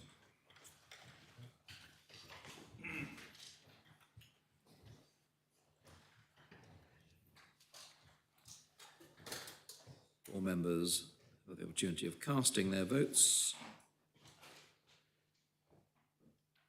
I ask the greffier to close the voting.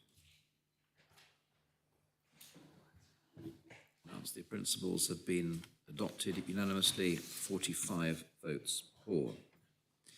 Deputy Catherine Curtis, I think you can confirm that your panel, in effect, have scrutinised this matter. Thank you very much. Minister, how do you propose the 5 articles in second reading? Thank you, sir. I propose to take the articles en bloc. Thank you. Are the articles seconded? Yes, sir. Does anyone wish to speak on the articles in second reading? Deputy Balash.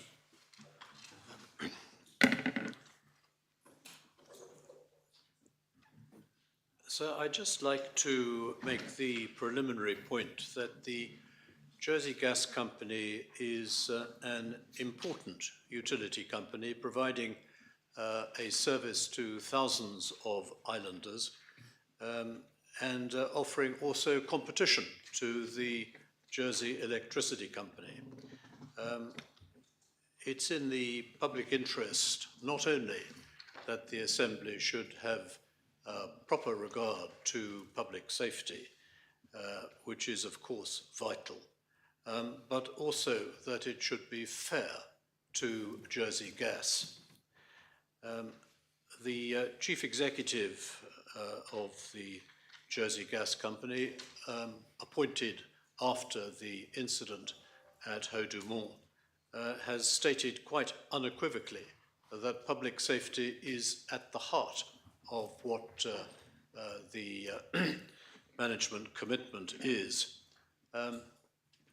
And that seems to me to be an important commitment. So bearing that in mind, I have one observation and one question for the Minister. The observation is that in Article 89B(2), there is provision for the publication of directions. It seems to me that some of these directions could be controversial and might affect adversely and unfairly the interests of Jersey Gas. It seems to me to be a pity that these directions could not have been embodied in a ministerial order, which could have been subject to challenge in this Assembly. As I understand it, directions cannot be challenged at all.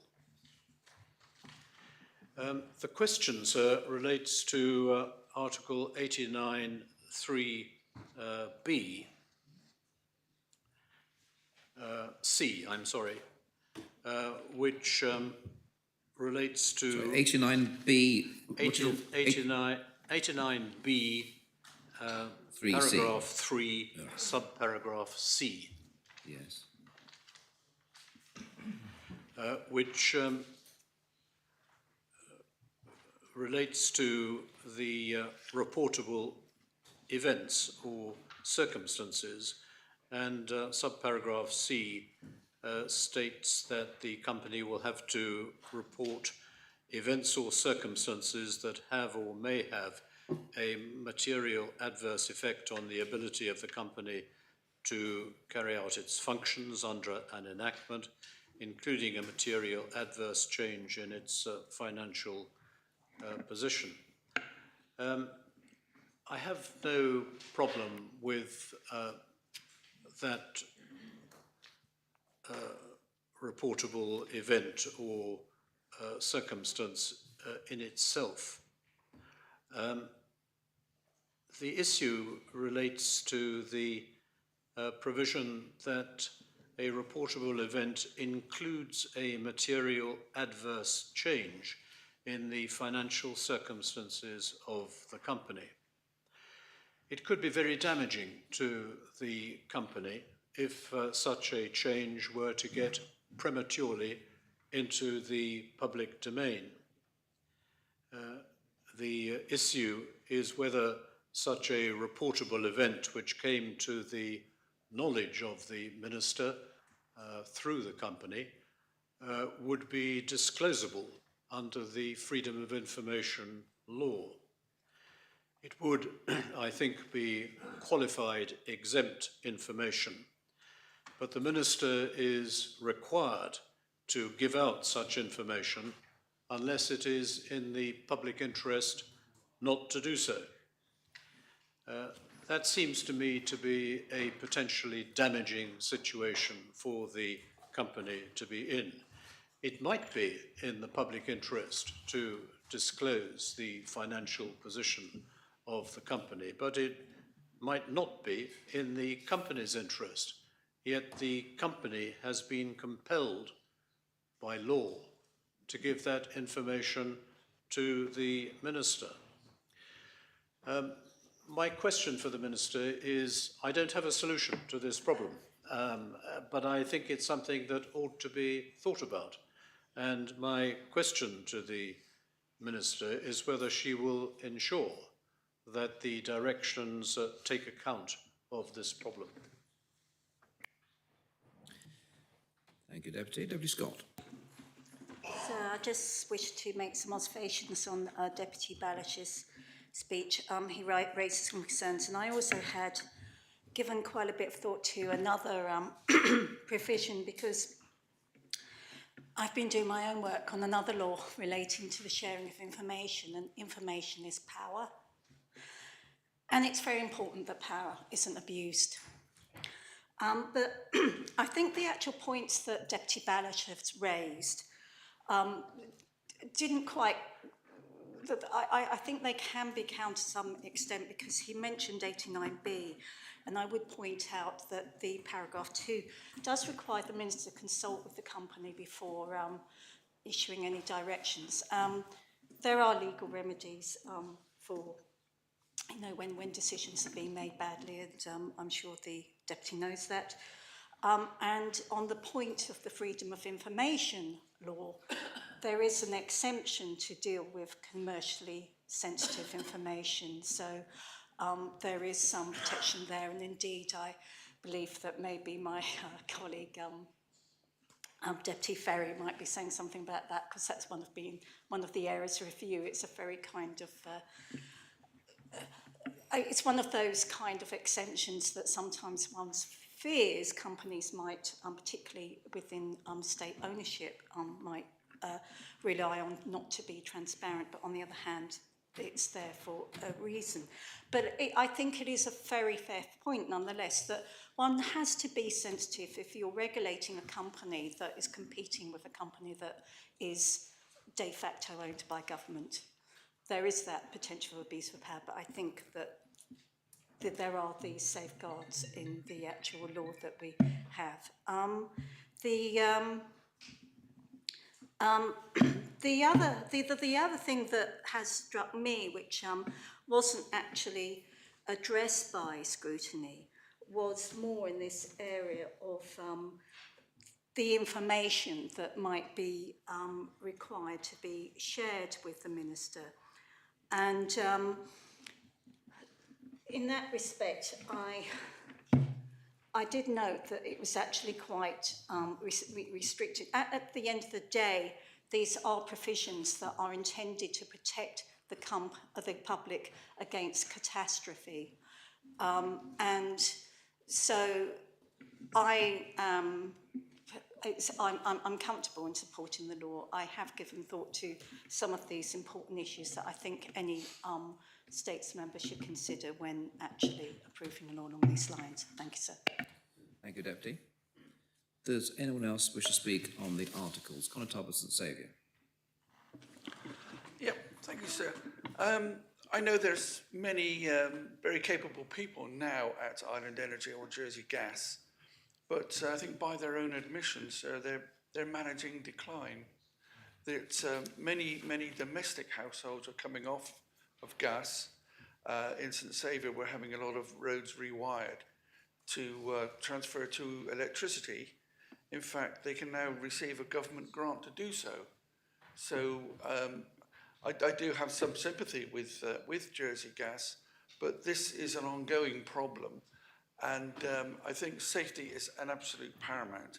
But I also like to know where the tipping point will be, where Jersey Gas may become economically unviable. We have many people still using gas commercially, hotels, restaurants, even the crematorium. So I'd like to know what the plan is for the future, sir. Thank you. Thank you, Conor Talbot. Deputy Renniff.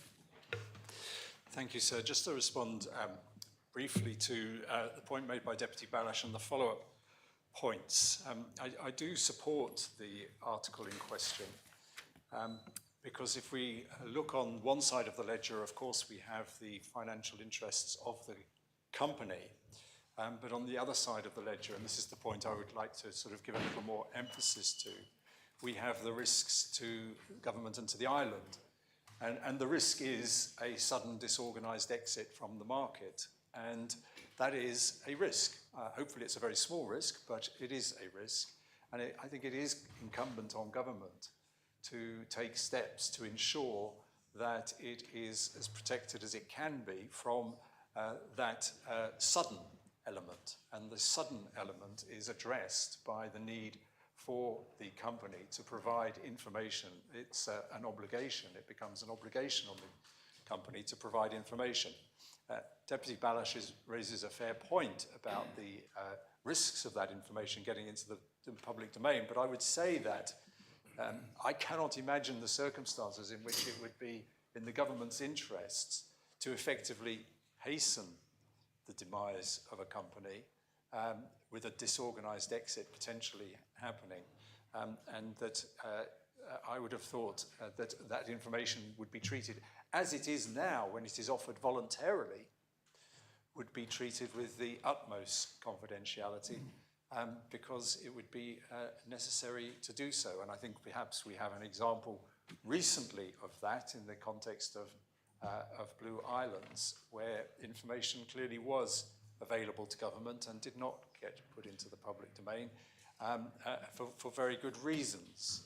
So I find myself content to accept that this is a necessary and proportionate part of the law and happy to support it.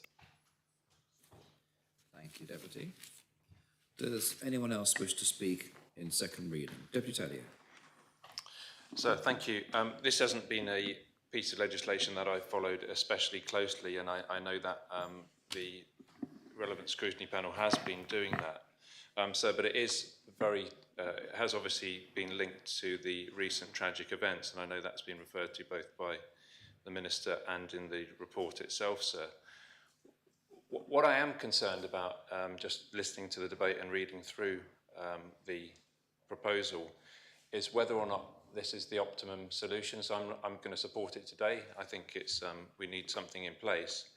But I just don't know if instinctively if it's correct for a Home Affairs Minister to be regulating an energy company which is majoritarily owned by the States of Jersey, by the government of Jersey.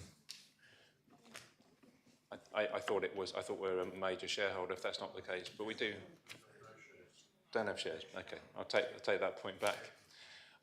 My concerns still remain with Jersey Gas in that they have a monopoly status. It is a strategic company, albeit one that's been mentioned that may be in decline as people move away from gas.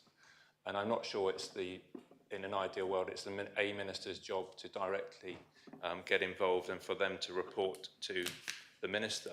And I would question, where is the concept of an energy regulator? I understand that maybe has been recommended elsewhere, and I think that it may well be that Jersey needs, albeit that we don't like to create new bodies and entities and that we're a small island, it seems to be that this could be the job of an energy regulator, which wouldn't be limited, of course, to Jersey Gas, but it could look at the other essential providers of these public services. So I'll leave those comments there, but I think we're in a position where we have to vote for this today, but actually there may be a counterfactual in future, which is a better way for these things to be done, sir. Thank you, Deputy. Does anyone else wish to speak on the articles? Accordingly, I invite the Minister to reply. Minister. Thank you, sir, and I thank those members that have contributed. I fully understand the concerns raised by Deputy Bolash. I think it is, as he rightly says, it is one of our utility companies and it is an important utility company. I would also like to acknowledge that we have had a good working relationship with IEG over the last 12 to 18 months in relation to us being able to have discussions with them. But I think it is important to ensure that we have an ability as a government to seek information when it's required. And I think that information in relation to certain events, it is important, as I said, that we have that ability. And this is why it sits with the Minister for Justice and Home Affairs. It is because of the responsibility of the Minister of Justice and Home Affairs in the case of emergencies. And so therefore that's why it sits with this Minister. The rest of the legislation doesn't all sit with this Minister, it is just that part that sits with them. I fully accept that in an ideal world those directions would have been here, and of course it is quite clear under Article 89B that there is going to be discussion when those directions are looked at to consult with the company. In relation to the answer to which Deputy Bala said he didn't have the answer, I think it is and will be something that will need to be looked at very closely. I've worked within the Freedom of Information law and I'm aware of its challenges. But of course, if the government is being provided sensitive information in relation to a company, then I would suggest, sir, and I might actually just clarify with the Attorney General, if I might, that if that was the case, that information would be able to be withheld under the provisions. I genuinely think that that's the case, but obviously it might be worth if I can actually just confirm that with the Attorney General, sir. Attorney General? Could I just ask the Minister to repeat the question? I was briefly distracted by another matter. Yes, can you repeat the question, please, Yes, Minister? of course, sir. I have, as I said, worked within the Freedom of Information legislation, but one of Deputy Balash's points was about the sharing of information, that if the company, for example, in relation to their financial position, that the information was provided to the government and that could be putting the company at risk, then would that information be withheld under the data protection, it's not exclusions, exemptions, sir. And I just want to clarify that with the Attorney General. Yes, Deputy Balash is, I think, correct. Looking at 89B 3C, material, a change in a financial position, it seems to me, would be qualified exempt information under the Freedom of Information law. So Article 32, Article 33, commercial interests, information is qualified exempt information, it's exempt from disclosure. If its disclosure would be likely to prejudice the commercial interests of a person, including the scheduled public authority holding the information. So that would be a basis for, I think, successfully withholding it. But also Article 34, the economy. Information is qualified exempt information if its disclosure would or would be likely to prejudice the economic interests of Jersey. Well, a sudden and disorganised exit from the market of a gas provider would in all likelihood have a deleterious consequences for our economy. Thank you. Thank you, sir, and I thank the Attorney General for that response. Sir, I think that concludes my proposition and the articles, and I maintain the proposition, sir, and I call for the appel. Thank you, Minister. The appel has been called for. Members are invited to return to their seats. I ask the greffier to open the voting on the articles in second reading.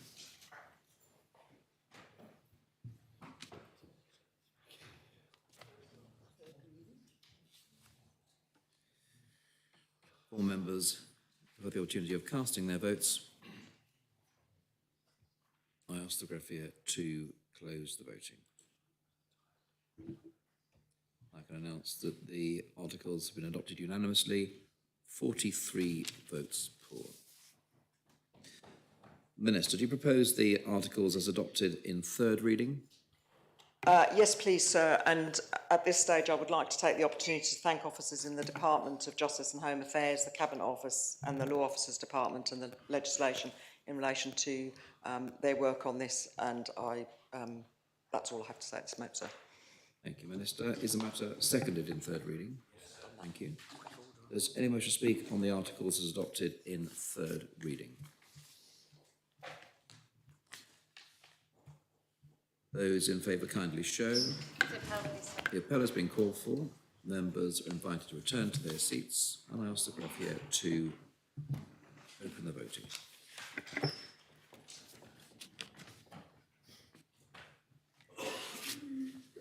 If all members have had the opportunity of casting their votes, I ask the greffier to close the voting. I can announce that the law has been adopted unanimously in third reading, 44 votes for. The next matter listed is the draft Public Records Amendment Law lodged by the Minister for Sustainable Economic Development. The respondent is the Chair of the Economic and International Affairs Scrutiny Panel. Before I ask the greffier to read the citation, do you have a proposal to make, Minister? Yes, sir. Please, sir. I'm very aware of the debate we had on the previous item about the short lodging period, and it was necessary for me to lodge an amendment at short notice to this law. It's a relatively minor technical amendment, but with that in mind, it was lodged yesterday and appeared on the state's website yesterday. I appreciate that neither Scrutiny nor other states members have had a chance to really look at that amendment. And so my proposal, sir, I think it's under Standing Order 87 2A, would be to move this item to the end of the order paper to just give members and Scrutiny the opportunity to digest it, sir. Thank you. Is that seconded? Does anyone wish to speak on that? Deputy David. Yeah, I'm sorry to have this discussion on the floor of the Assembly, but I've been trying to liaise with my officer and panel as best as I can. I was only just informed about this about 30 minutes ago from the Minister. My initial reading of this is that it isn't an insubstantial amendment. It's removing an article which we feel does require a body of scrutiny, sir. So what I would ask the Minister to consider is deferring it till the next sitting in an ideal world, or we will be obliged to call it in anyway at the second reading so we can properly look at the articles. And I'm not sure how the deletion of this article might impact the principles. I don't think it necessarily will, but it may actually be better, I think, if the Ministers could agree to that, or to actually bring it back for the next sitting, sir.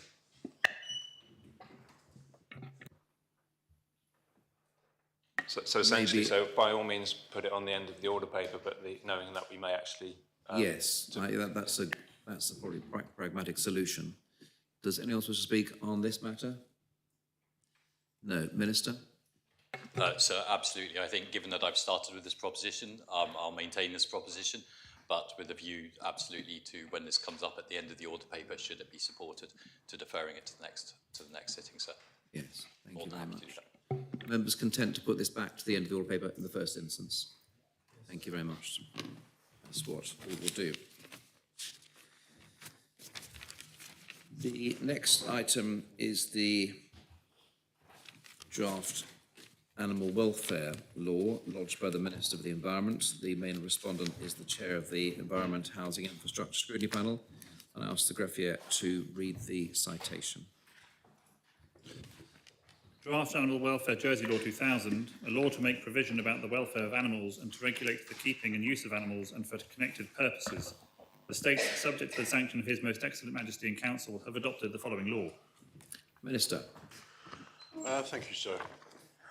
So right at the outset of this debate, I would like to say that I hope that we all recognise that our current Animal Welfare Jersey Law 2004 is dated and is insufficient for modern farming, pet ownership and animal welfare standards. It doesn't fully incorporate modern animal welfare principles such as the proactive duty of care, and it's more traditional and reactive, focusing on cruelty prevention and business regulation rather than embedding modern welfare standards. So I hope it's obvious for all to see animals play an important role in our life and in our community in Jersey. That can't be overstated.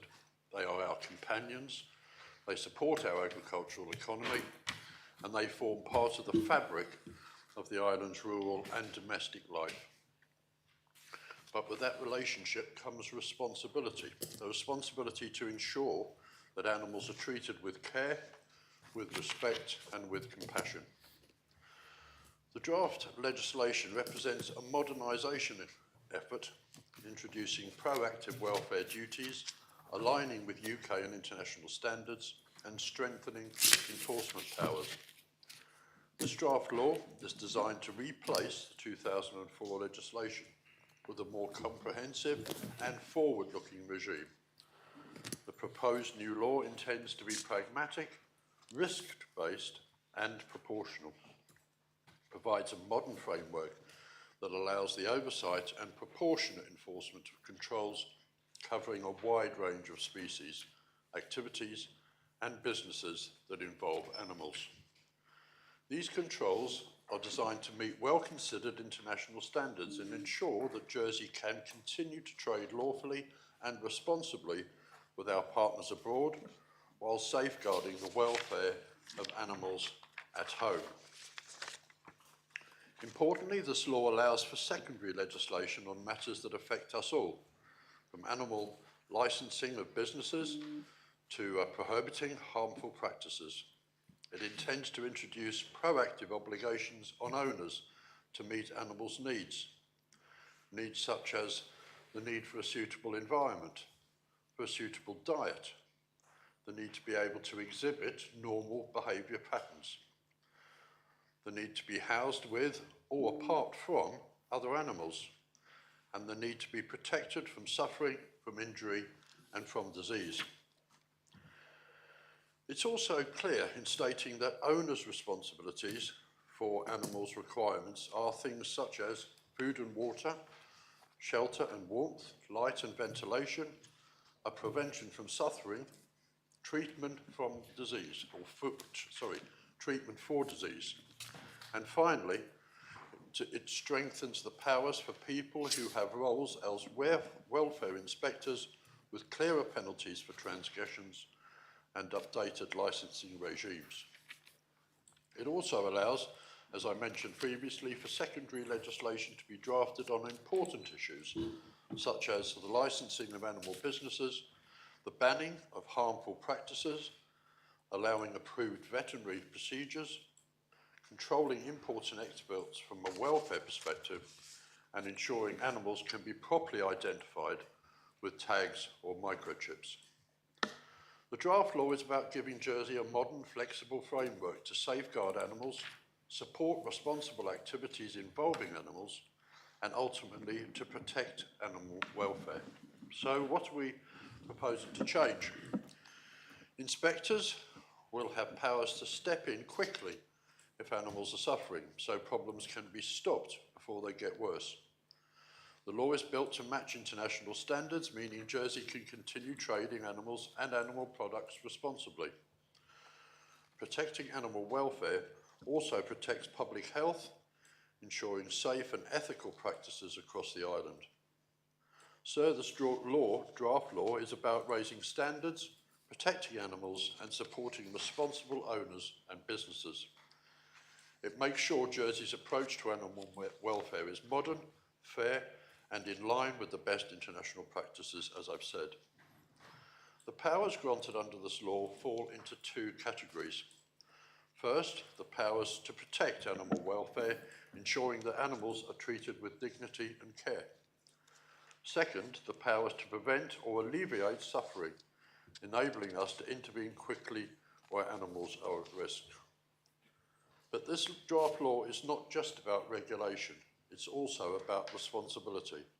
It's about ensuring that Jersey leads by example, aligning itself to other jurisdictions and showing that we value the welfare of animals as part of our community and our way of life. Animals cannot, after all, advocate for themselves. Together, we can build a future where animals are treated with compassion and where activities involving animals are done responsibly. This law allows Jersey to stand proudly as a jurisdiction committed to the highest standards of welfare and health. The draft law before us provides the Minister of the Day with the powers necessary to proportionately administer and enforce controls across a range of species and activities involving animals and animal products. These controls are designed to be commensurate with international standards, ensuring Jersey remains and is seen to be a responsible jurisdiction in the eyes of our partners abroad. They also allow us to implement the relevant European legislation permitting lawful trade in animals and animal products while safeguarding welfare and, of course, public health. The proposed updated powers will protect animal welfare, ensuring that animals are cared for properly, that their needs are met, and that they are treated humanely. They will also alleviate or prevent suffering, enabling swift intervention where animals are at risk, so that suffering can be stopped before it becomes entrenched. I'd like to reiterate, sir, that this proposition is not just about regulation for regulation's sake. It's about our island responsibility. It's about recognising that animals are part of our community, whether they are pets in our homes, livestock on our farms, or wildlife under our stewardship. It's about ensuring that Jersey leads by example, aligning with international practice and showing that we value animal welfare as a reflection of our values as a society. For pet owners, this law means clearer responsibilities. It means ensuring that animals have food, water, shelter, medical care, and the ability to express normal behaviour. It means that harmful practices will be banned, and that safe, approved procedures will be available under proper oversight. For farmers and businesses, this law means modern licensing regimes, updated standards, and alignment with international trade requirements. It means that Jersey's already progressive and proactive farming and animal-related industries will continue to operate lawfully and responsibly, with welfare standards that match those of our trading partners. For the wider community, this law means stronger enforcement powers. Inspectors will be able to step in quickly where animals are at risk, issuing improvement notices, seizing animals in distress, and ensuring that suffering is prevented before it occurs. Penalties will be updated to reflect the seriousness of offences, sending a clear message that cruelty and neglect of animals will not be tolerated in Jersey. The law also provides for proportionate penalties in cases of serious neglect and deliberate cruelty. Such behaviour, sir, has no place in our community, and this legislation sends a clear message that Jersey will not tolerate it. At the same time, safeguards are in place to ensure that enforcement is fair, evidence-based, and subject to appropriate oversight. I would like to emphasise that this draft law has been developed following careful consultation with key stakeholders, including vets, including animal welfare organisations, the agricultural sector, amongst others. This legislation is not about imposing unnecessary burdens. It's about setting clear expectations, promoting good practice, and ensuring that Jersey continues to be an island that takes pride in high standards of animal welfare. By adopting this law, we are saying that Jersey is committed to the highest standards of those animal welfare, that we will protect animals from suffering, and that we will support responsible ownership and practices. This draft law is a step towards that future, and I ask for the support of the Assembly in making it a reality. This legislation marks a significant step forward in how we care for and protect our animals across the island.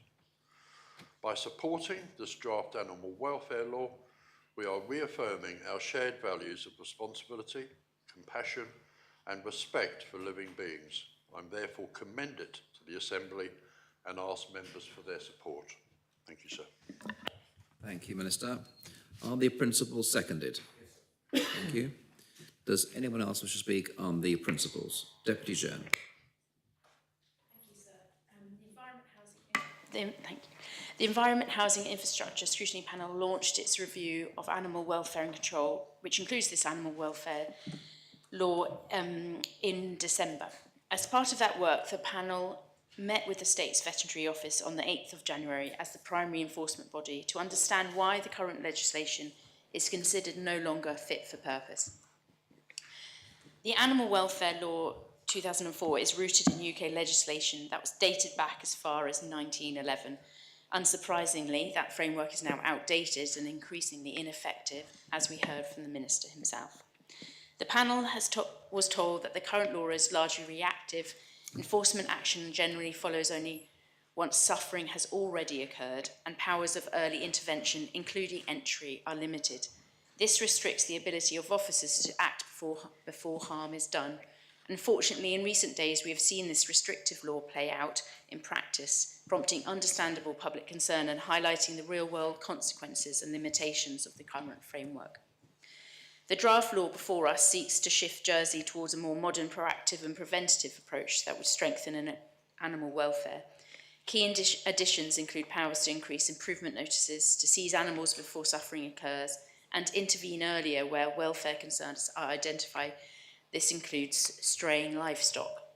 These changes are intended to prevent harm rather than simply respond to it after the fact. There is a proposal to increase offences and penalties from 12 months imprisonment to 5 years and raising the maximum fine of level as well. The draft law also aims to align Jersey with modern UK EU animal welfare standards, including evolving approaches to animals' capacity to feel and experience harm and to enforcement. This alignment will place Jersey in a stronger position in the post-Brexit reset negotiations. The panel also notes that the draft law proposes more flexible licensing powers, allowing sector-specific licensing schemes to be introduced by ministerial order rather than fixed in primary legislation.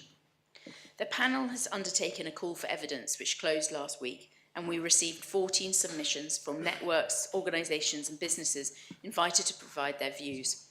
While submissions are still being analysed, early responses have highlighted concerns about the scope, clarity, consultation and oversight of the future ministerial orders anticipated under the draft law. Also, there are concerns on livestock straying in regard to the provision not being fit for purpose, and worrying in terms of there being no provision to improve the issues of worrying on conservation land. These are issues the panel will be examining closely during the remainder of its review.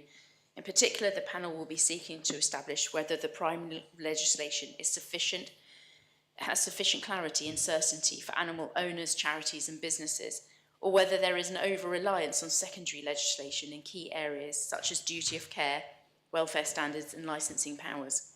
At this stage, there is limited clarity on how future orders will address consultation requirements, fee structures, exemptions and rights of appeal, all of which are central to ensuring the regime is proportionate, transparent and workable in practice. For this reason, the panel intends to call in the draft law for full scrutiny. We aim to conclude our review as promptly as possible, but we require sufficient time to properly consider both this law and our scrutiny of the island's dog control provisions, where we have also received a number of submissions detailing concern around livestock straying and livestock worrying, and clear links with the draft animal welfare law, as noted earlier in discussions, noted earlier with the Minister for Infrastructure's bringing of his amendments for the parks law. So for clarification, we will review on whether the draft law generally delivers its stated aim of modernising Jersey's animal welfare framework and shifting towards a more proactive preventive approach. We'll assess the balance it strikes between ministerial powers and legislative oversight, proportionality, practicality and resourcing implications of its enforcement powers, penalties and improvement notice regime, and the impact of proposed licensing and regulatory requirements on animal welfare organisations and animal-related businesses, including farmers, breeders and activity operators. We also scrutinise the use of order-making powers to introduce substantive policy change, the robustness of the consultation process and how the draft law interfaces with existing dog-related legislation, particularly whether the combined framework is coherent and effective and avoids fragmentation or inconsistency and provides clear, aligned and workable roles for the parishes, enforcement officers and department in delivering animal welfare, ownership control and public protection. So focusing on the principles in hand, the panel believes that this draft law is about modernisation, prevention and strong protection for animal welfare in Jersey.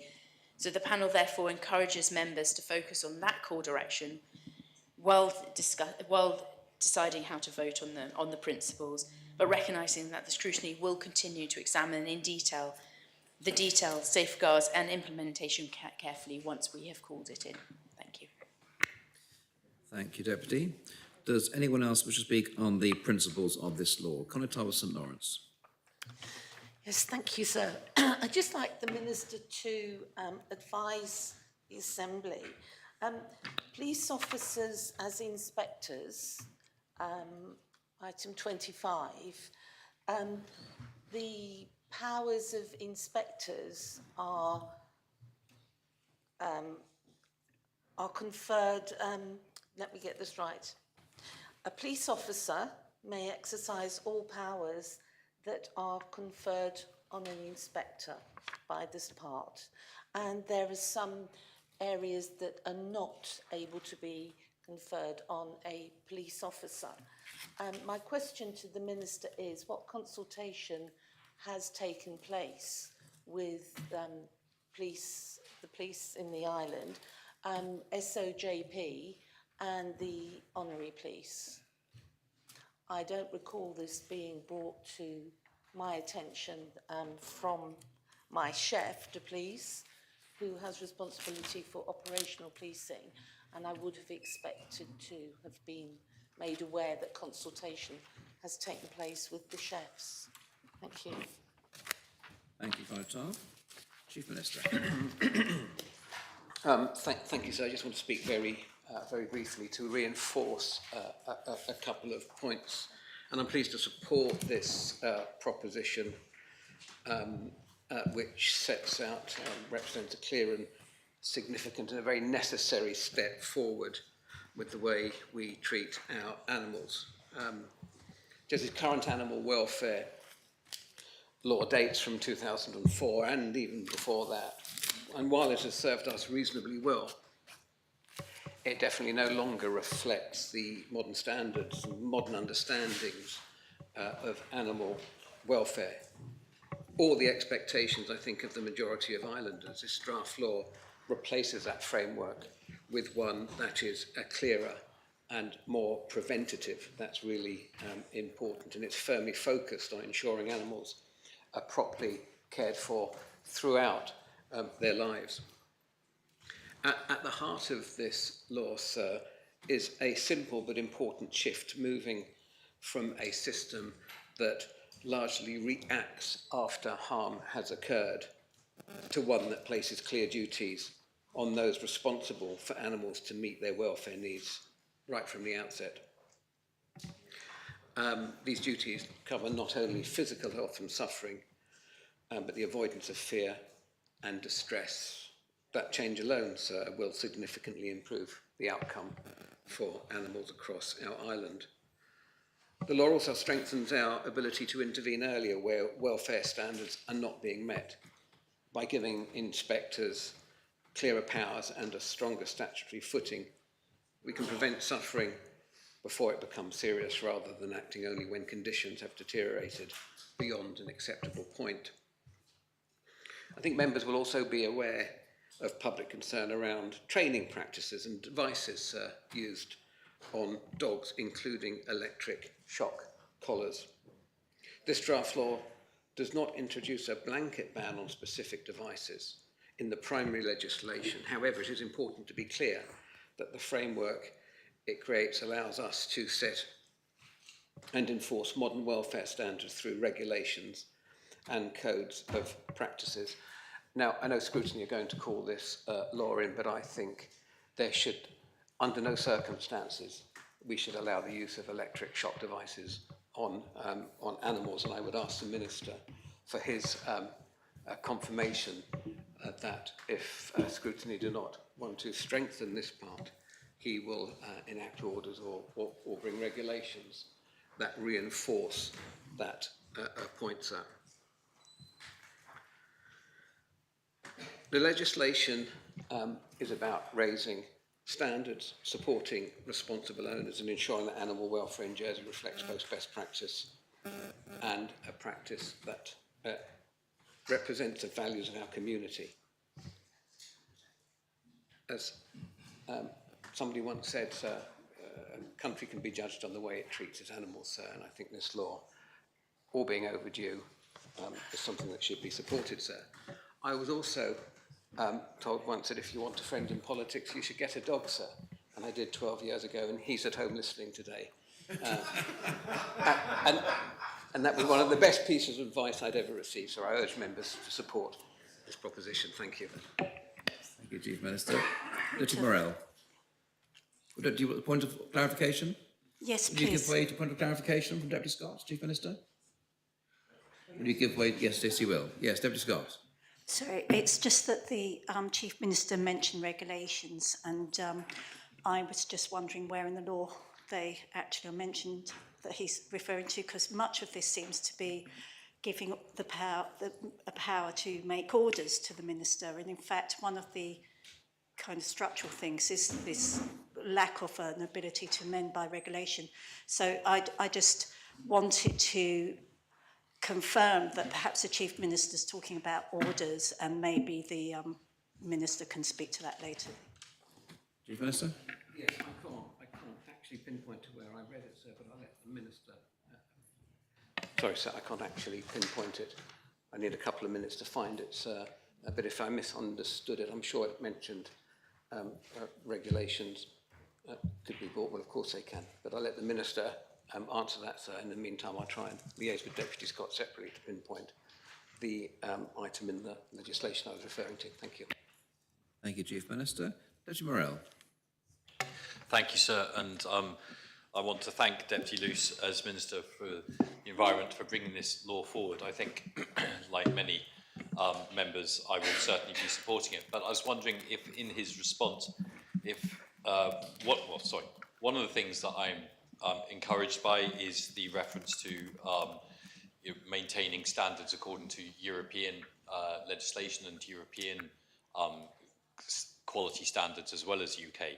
And I was just wondering if in his response, if he's able to, whether the Minister might be able to elucidate how that may play a role, if it does at all, in enabling islanders to export more easily or import more easily to and from the European Union. Thank you, sir. And I'm thinking particularly in terms of breeding, and I'm thinking particularly in terms of cattle and other animals. Thank you, sir. Thank you, Deputy.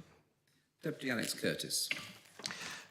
Thank you, sir. And as a member of the Environment, Housing and Infrastructure Scrutiny Panel, I will concur with the Chair that a lot of the comments will be made following further scrutiny of the panel. But turning to the principles, there are one or two elements I think it is useful for members to discuss before we move to a period of further scrutiny. The Minister did provide, and it is on the public website, a response to the panel in which we asked him to set out the principle of the draft animal welfare law, and he details replacing what is considered no longer fit for purpose legislation. But he also highlights in his view that animal welfare science is changing very quickly. So is the way animals are kept, and he says public perception. And I think in understanding the principle of this law, we have to be clear in what public perception of animal ownership and responsibility is. The Chief Minister just said that kind of island values are key, and how we look after animals is one of them. But this new law does propose changes to how we provide that responsibility and freedom on people. One area in particular is livestock worrying, and I know this is an area the scrutiny panel will get into further. But there are many ways in which we consider how animals have priority in our life. I stumbled upon Norfolk Island, a territory of Australia, the other day, and beyond finding it has no harbour for receiving materials, and they have to cargo almost everything in. What is very interesting is that their cattle have right of way, legally, both I think to an extent in the Traffic Acts and de facto, over the land. They have historic policies of grazing and enclosure, but the advice is to tourists who are there, if you are on a road and you come across animals, it is your job and your duty to slow down. The animals take place first. And this is a law in which animal welfare is being considered. But we do allow our cats to run across the road. I have an indoor cat, that's my declaration. And she, unlike the Chief Minister's, is not watching at home. She's probably getting much needed 18 hours rest a day. But it is important when we consider how we interact with animals and the values we hold, where we put that priority. And immediately saying that we should create an offence for straying livestock suggests that the public and their perception of interacting with animals should always be one of, it's not in my way, I have the right of way. And I actually think that this is something I know scrutiny will look into far further. But personally, I think maybe we shouldn't be looking at that criminalisation of straying livestock. We should be ensuring that those who are careless on the road, reckless on the road, and a quick reminder of the Highway Code does say that if one is in an accident with a horse, cattle, ass, mule, sheep, pig, goat or dog, they must report it to the police, and they may have committed perhaps an offence. So I think when we look at island values, it's a shame that we're getting to a point where those who look after animals, those whose livestock on the island bring so much, they are being put in the point where their ability to operate could well be now criminalised based on the priority given to those who, travelling through our countryside, should have far less regard for those around them. And the second part is in the principles, the Minister talks about a changing approach to regulation. And I think it would be remiss of me not to point to page 5 in the report, which talks about some of the future proposed orders. And I have touched on this in a question to the Minister before. And one of those is to require livestock keepers to hold a licence before they keep animals when not covered by other acceptable quality assurance schemes, with a view to set up standards of competence and stockmanship to improve welfare conditions. Now, perhaps changing public perception means more and more people do believe that before you're allowed to hold any livestock, you require a licence.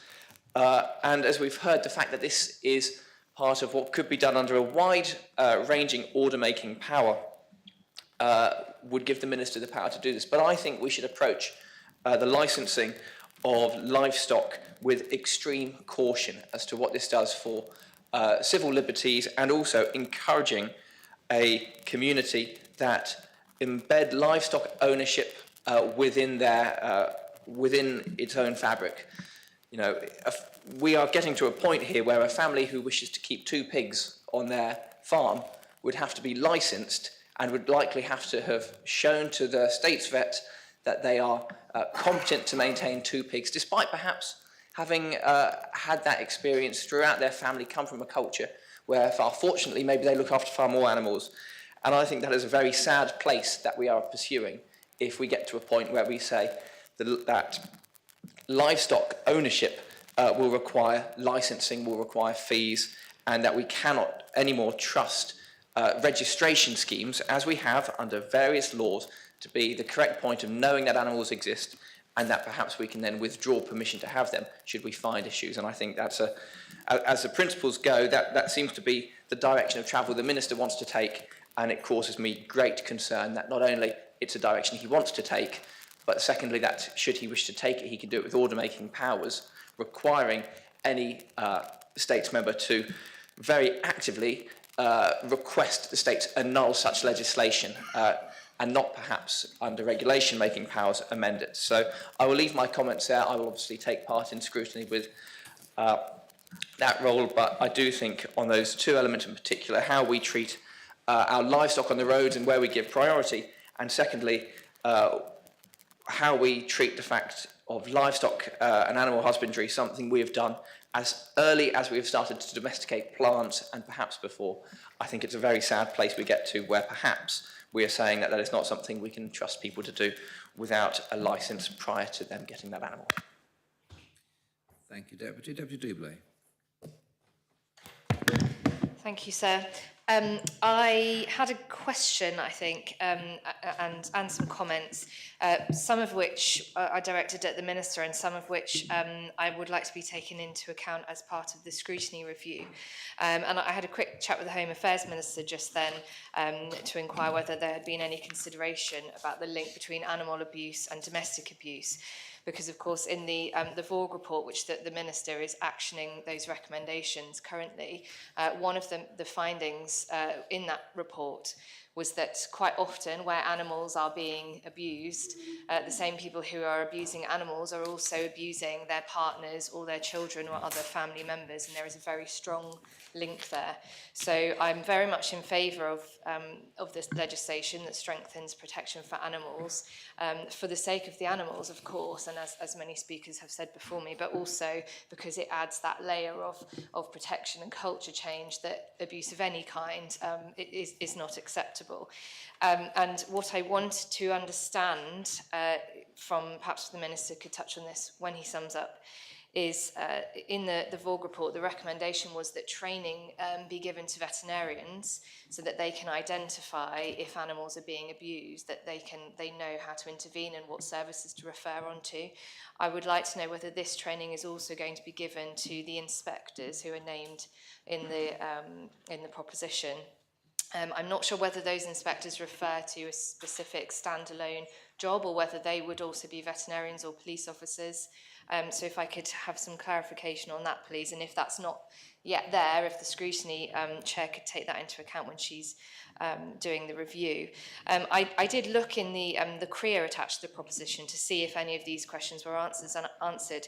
And I was quite surprised to see that a full CREA hadn't been carried out for this proposition, because I think as in previous debates we've had today, it's very clear that the lives of domestic animals are certainly, probably not so much the livestock, but domestic animals are very much intertwined with the children whose homes they share. And I think that there are many implications for children in this legislation. Many of them will be positive, of course, if we action this. But I expect to see those implications fully examined, and I have full faith that the scrutiny review will cover all the implications for children and families, as I think there are many. That's all I had to say, sir, but I will be supporting this today. Thank you, Deputy. Mr. Brenneth. Thank you, sir. Just a very brief response to the point that Deputy Curtis made regarding Norfolk Island. I actually have a friend in Norfolk Island. I might let her know that the island has come up in debates here. And I would just point out that on Norfolk Island, one of the controversies a few years ago was that older cattle were killed and fed to sharks offshore, tiger sharks offshore, in order to prevent them swimming inshore and eating people. So I think that, and that was controversial, obviously, in the context of their relationship with Australia and so on. But I think the point that I would draw from that is one in support of the scrutiny panels calling this in, because I do think that it shows how culturally specific and historically specific animal welfare issues are, and the need to see them in that light. And I think that the scrutiny panel can do a good job of taking those sensitivities into account. Thank you, Deputy. Does anyone else wish to speak on the principles of this law? Constable Greville. Thank you, sir. I briefly wanted to mention a contact I've made with a shepherd very recently in the last couple of days, a shepherd who probably has the largest flock in the island, sir, who does most of the conservation grazing on the north coast and has certainly transformed a wetland in my parish to great effect, removing most of the hemlock water drop work that was growing there. His Manx sheep have been a major benefit to my parish, and he's actually highlighted one of the issues I'd like the scrutiny panel to have a great careful look at, is the worrying of sheep, and some of his sheep have been killed. And sheep are surprisingly nimble, sir, when it comes to their three-string fencing. If they are worried or frightened, they can actually, on occasion, vault that fence. And I just want that to be taken into account if that sort of husbandry is penalised, because that would not be fair to that shepherd and any livestock. We had a very distressing occasion, I think it was last year, when a small number of heifers got out of a field close to the parish, and some of them met their demise in the beautiful Royal Bay of Greville. Very distressing indeed. But those animals can weigh over 1/4 of a tonne. And if they want to do something, members, they will do it. And if they're frightened, they will go through a fence. And I'm sure the Minister doesn't need to be told that, because he was actually a farmer himself. So I just wanted that to be taken into account, that worrying animals can have very serious consequences and can result in those animals getting out of their pens. Thank you, sir. Thank you, Constable. Constable St Mary. Thank you, sir. Simply to respond to the last speaker, the Environment Panel is well aware of the problems related to the worrying of sheep, and it's very much at the top of our agenda. And I expect that both the Chair and myself have met the same shepherd to whom he refers, so it is to be taken into account. Thank you. Thank you, Constable. Deputy Scott. Thank you, sir. Just following up on the offence regarding straying animals, which refers to livestock as defined. As perhaps somebody has raised this point, and I haven't just picked that up, and if so, I apologise. A person responsible for livestock commits an offence if they stray into a public place. Surely that reasonable measures to prevent that straying should be where the focus is, rather than, you know, some sort of like freak effect happens, a car knocks down a fence, and so it's just again something I hope that the scrutiny panel will be looking into. And also this definition of livestock, this is my opportunity to mention George Clooney, which gives me great joy. But I remember that it being reported that he owned a Vietnamese pot-bellied pig. Does that constitute livestock? So there are perhaps some sort of nuances that might be considered in the whole context of this discussion. So just thank you, sir. Thank you, Deputy. Does anyone else wish to speak on the principles? Oh yes, Deputy Miller. Thank you, sir.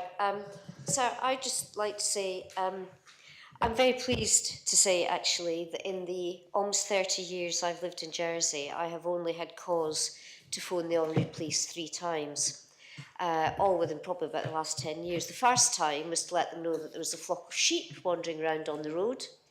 The second time that there were 2 horses wandering down the road. And the third time that I heard of cows who just charged through my garden and was now also walking down the road. Garden was unharmed. It's not that kind of garden that is damaged by cows. But I absolutely believe in the welfare of animals. I think it's something, as Deputy Curtis said, it's of great cultural significance to Jersey in terms of farm animals, but also in terms of our domestic pets. I do understand the concerns about straying livestock, and I would expect, like very many other offences, the prosecuting authorities would take relevant situations into account, but I'm sure Scrutiny will consider that. But I just want to say that I absolutely support this law and the need to modernise and put our animal welfare legislation on a clear footing. Thank you, sir. Thank you, Deputy. Conrad Halverson, 1. Thank you, sir. I'd like to commend the Minister for Environment for bringing this forward.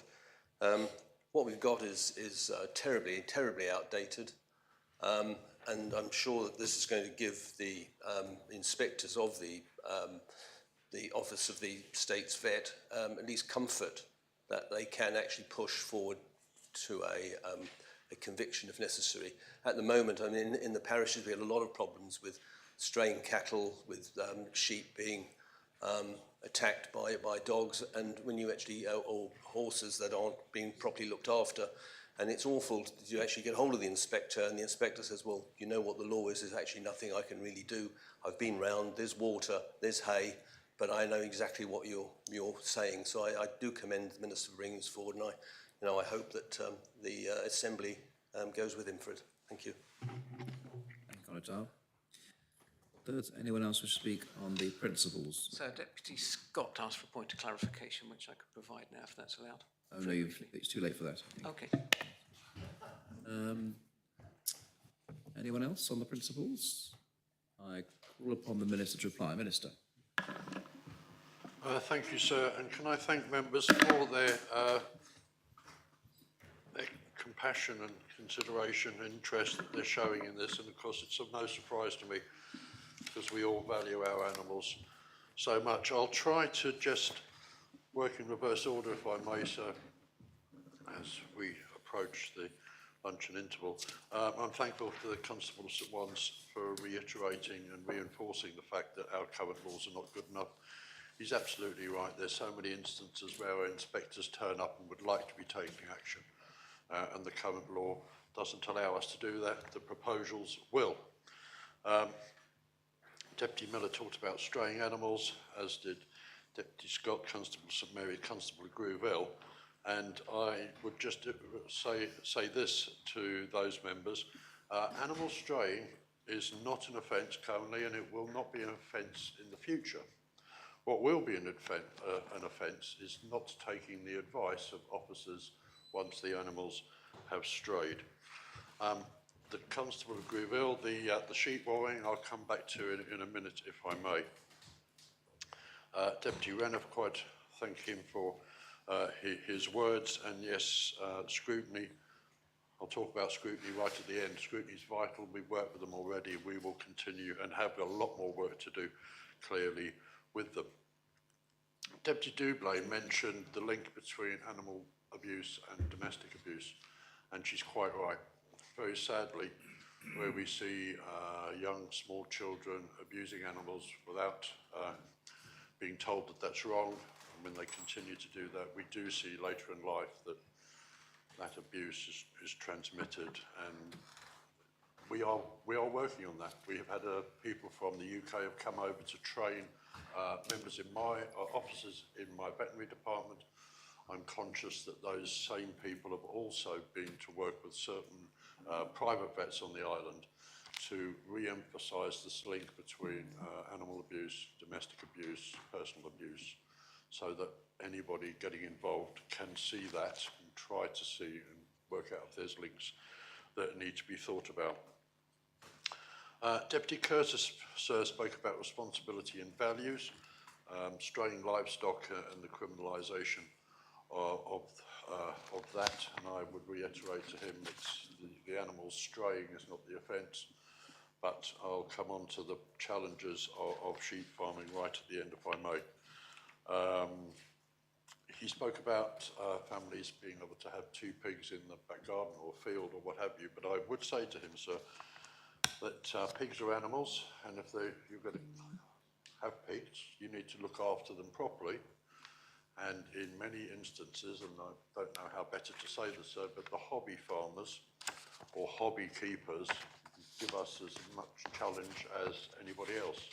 And it's important that if you're going to have animals in your back garden or in a field that you own, it's important that you look after them responsibly. And some people who would love the idea of the notion of having a couple of pigs in their back garden rooting around, it's fine, but they need to know how to look after those pigs properly. And it may well be a retired farmer or what have you has that knowledge, but it is also the case that some may not, and it is important that we make sure that people who look after animals have the knowledge to do that properly.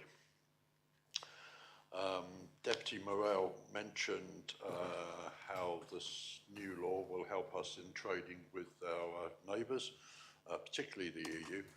And I would say, so there's nothing really specific. Obviously, we're working with the UK and the EU over the reset and sanitary and phytosanitary issues, but where the advantage will be here will just to show that our new updated animal welfare laws are comparable to the EU. We're at the same level, we are responsible, we are taking the subject seriously, which then makes us appear to the EU that we are proper and doing things in the right way. So there's nothing material that will aid the trade, other than when they look at our legislation, they will see that we are on a comparable level. I thank the Chief Minister for his support, and we all know, and I know especially, that he's a committed animal lover, and he thinks about lots of issues, but electronic dog collars is something which he's mentioned previously. And he's right, it's not in the primary legislation, but it is proposed to come in the secondary legislation. And we've got to the point of drafting some orders, and I know orders are something we will talk about with scrutiny when it's taken and reviewed. But there is a draft order here that I have in my hand, and it talks about here, this is a draft order around prohibited activities. And here on number 5, use of electronic dog collars will be prohibited, and some words and numbers there. So yes, it's already in our minds that the draft will be by order, but I know that the order making bit is of an interest to scrutiny, and we will be discussing whether it needs to be brought forward. I've got other draft orders here around licensed activities. I've got other draft orders here around prohibited procedures. And I look forward to talking to scrutiny about how we might, if we might, bring those into the primary legislation if we've got time to do that. The Constable of St Lawrence mentioned consultation with the police. All I can say to her is proposed Article 16, powers of police officers and inspectors in relation to straying livestock. A police officer or an inspector may remove to a safe place any livestock that has strayed into a public place. That's what the article says. I'm aware that we have written to the Chief of Police. I'm not sure that we had a response. I'm also aware that officers met the committee, but I'm not sure that individual honorary police officers have been consulted. But again, we can work on that in the coming weeks before the second reading comes back to the Assembly, because as we know, scrutiny intend to take this away if approved for further work. Finally, sir, I just want to mention scrutiny.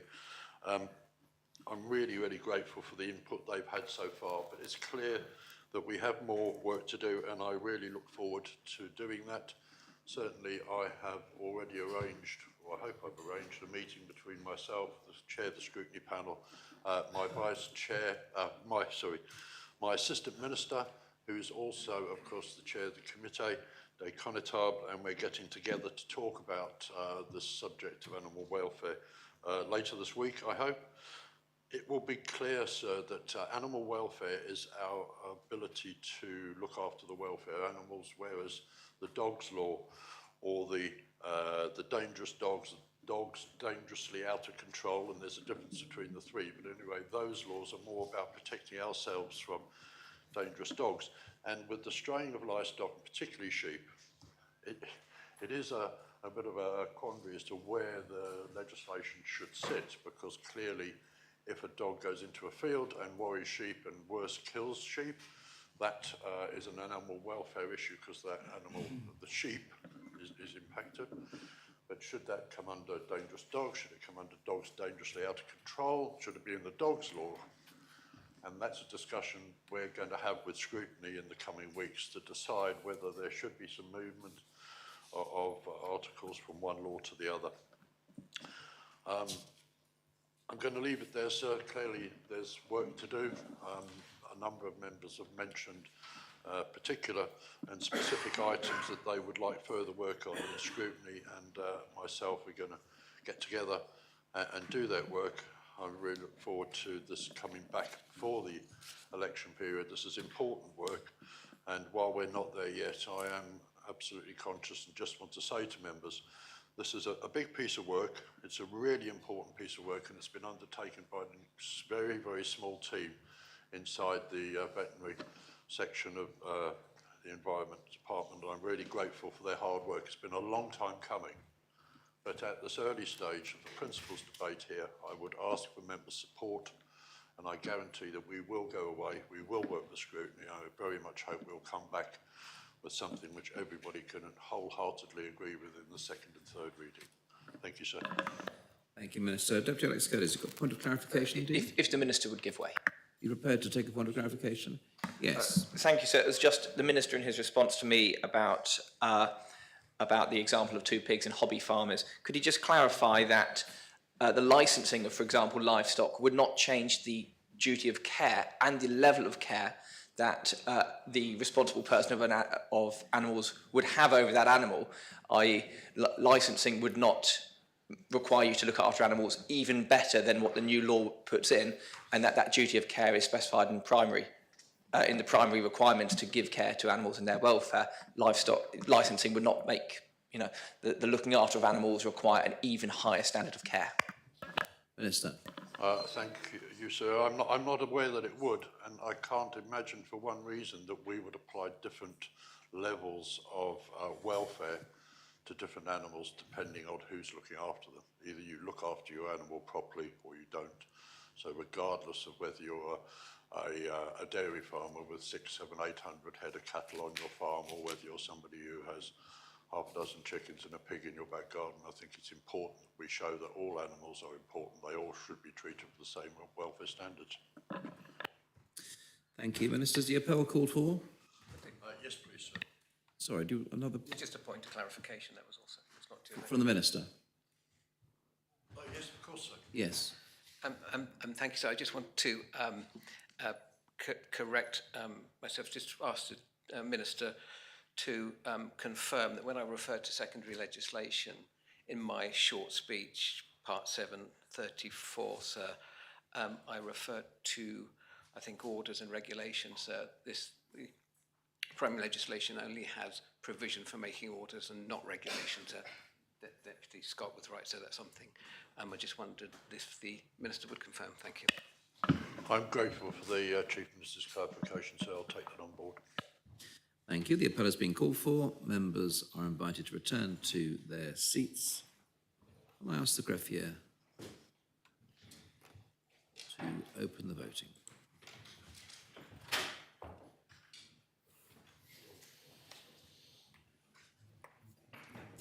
All members have had the opportunity of casting their votes. I ask the greffier to close the voting.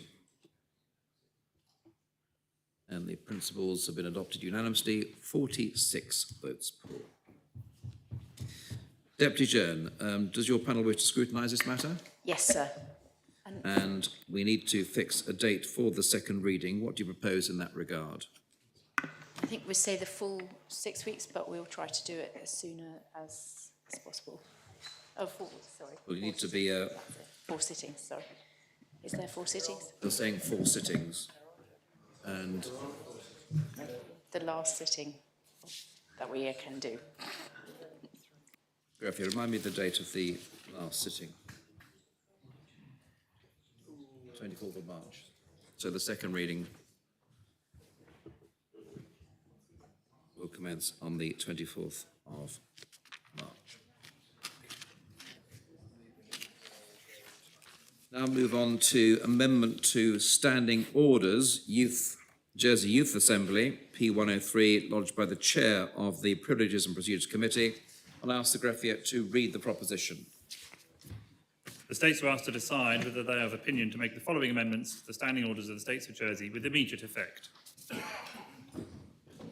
Yes, Chair of PPC. Thank you, sir. This amendment would allow the Jersey Youth Assembly to present reports directly to the States. I hope members have read the report accompanying the amendment, which sets out the background to the JYA. In 2024, responsibility for what was the Jersey Youth Parliament was transferred from the Youth Service to the State's Gref. There was then a process of redesign which led to the Jersey Youth Assembly we have now. It replaced both the Youth Parliament and the annual Youth Assembly that was administered by the State's Gref. The underlying purpose remains the same. The Jersey Youth Assembly represents young islanders and provides opportunities for their voices to be heard by us, the island's decision makers. The redesign was directly informed by engagement with young islanders and endorsed by PPC last April. The JYA is led by an executive group which is selected by the wider membership and which sets up inquiry groups to look into specific topics. The Jersey Youth Assembly also meets formally in the State's Chamber twice each year for its plenary sessions. The current Jersey Youth Assembly is already in operation with 147 members. Its first plenary session took place on the 4th of December last year, which some members attended, and at which some ministers faced questions. Feedback from the work of the previous Youth Assembly was that it was unclear how its decisions and actions were taken forward.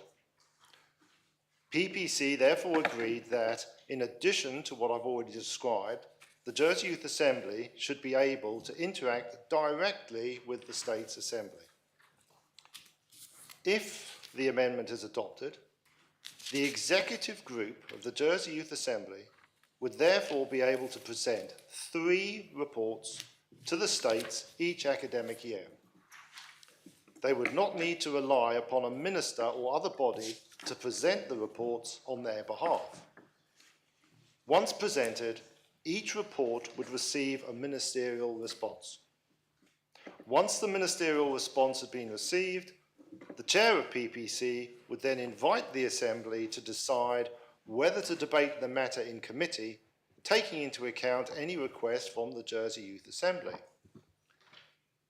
That would be a similar process to what happens already with e-petitions that reach 5,000 signatures. I am aware that process is not universally popular amongst either members or the public. In relation to the Jersey Youth Assembly's reports, however, PPC feels that an in-committee debate would be an appropriate means for the Jersey Youth Assembly to interact directly with this Assembly. We envisage there would be 1 or 2 representatives of the Jersey Youth Assembly at any such in-committee debate, something which standard orders already permits. Bearing in mind the resource implications, PPC has agreed that the JYA should present a maximum of 3 reports each academic year, and this Assembly would only debate 1 of them in committee, if there were a decision to do so. Sir, I ask members to support this amendment to standing orders, and I make the proposition. Thank you, sir. Is the proposition seconded? Yes, sir. Deputy Rob Ward. To speak? Yes. Thank you, sir. Thank you. I just wonder whether I have no point of clarification or anything. I wouldn't dream of interrupting the chair of PPC, sir. I want to fully support this. I think it's a real step forward, and a number of reasons.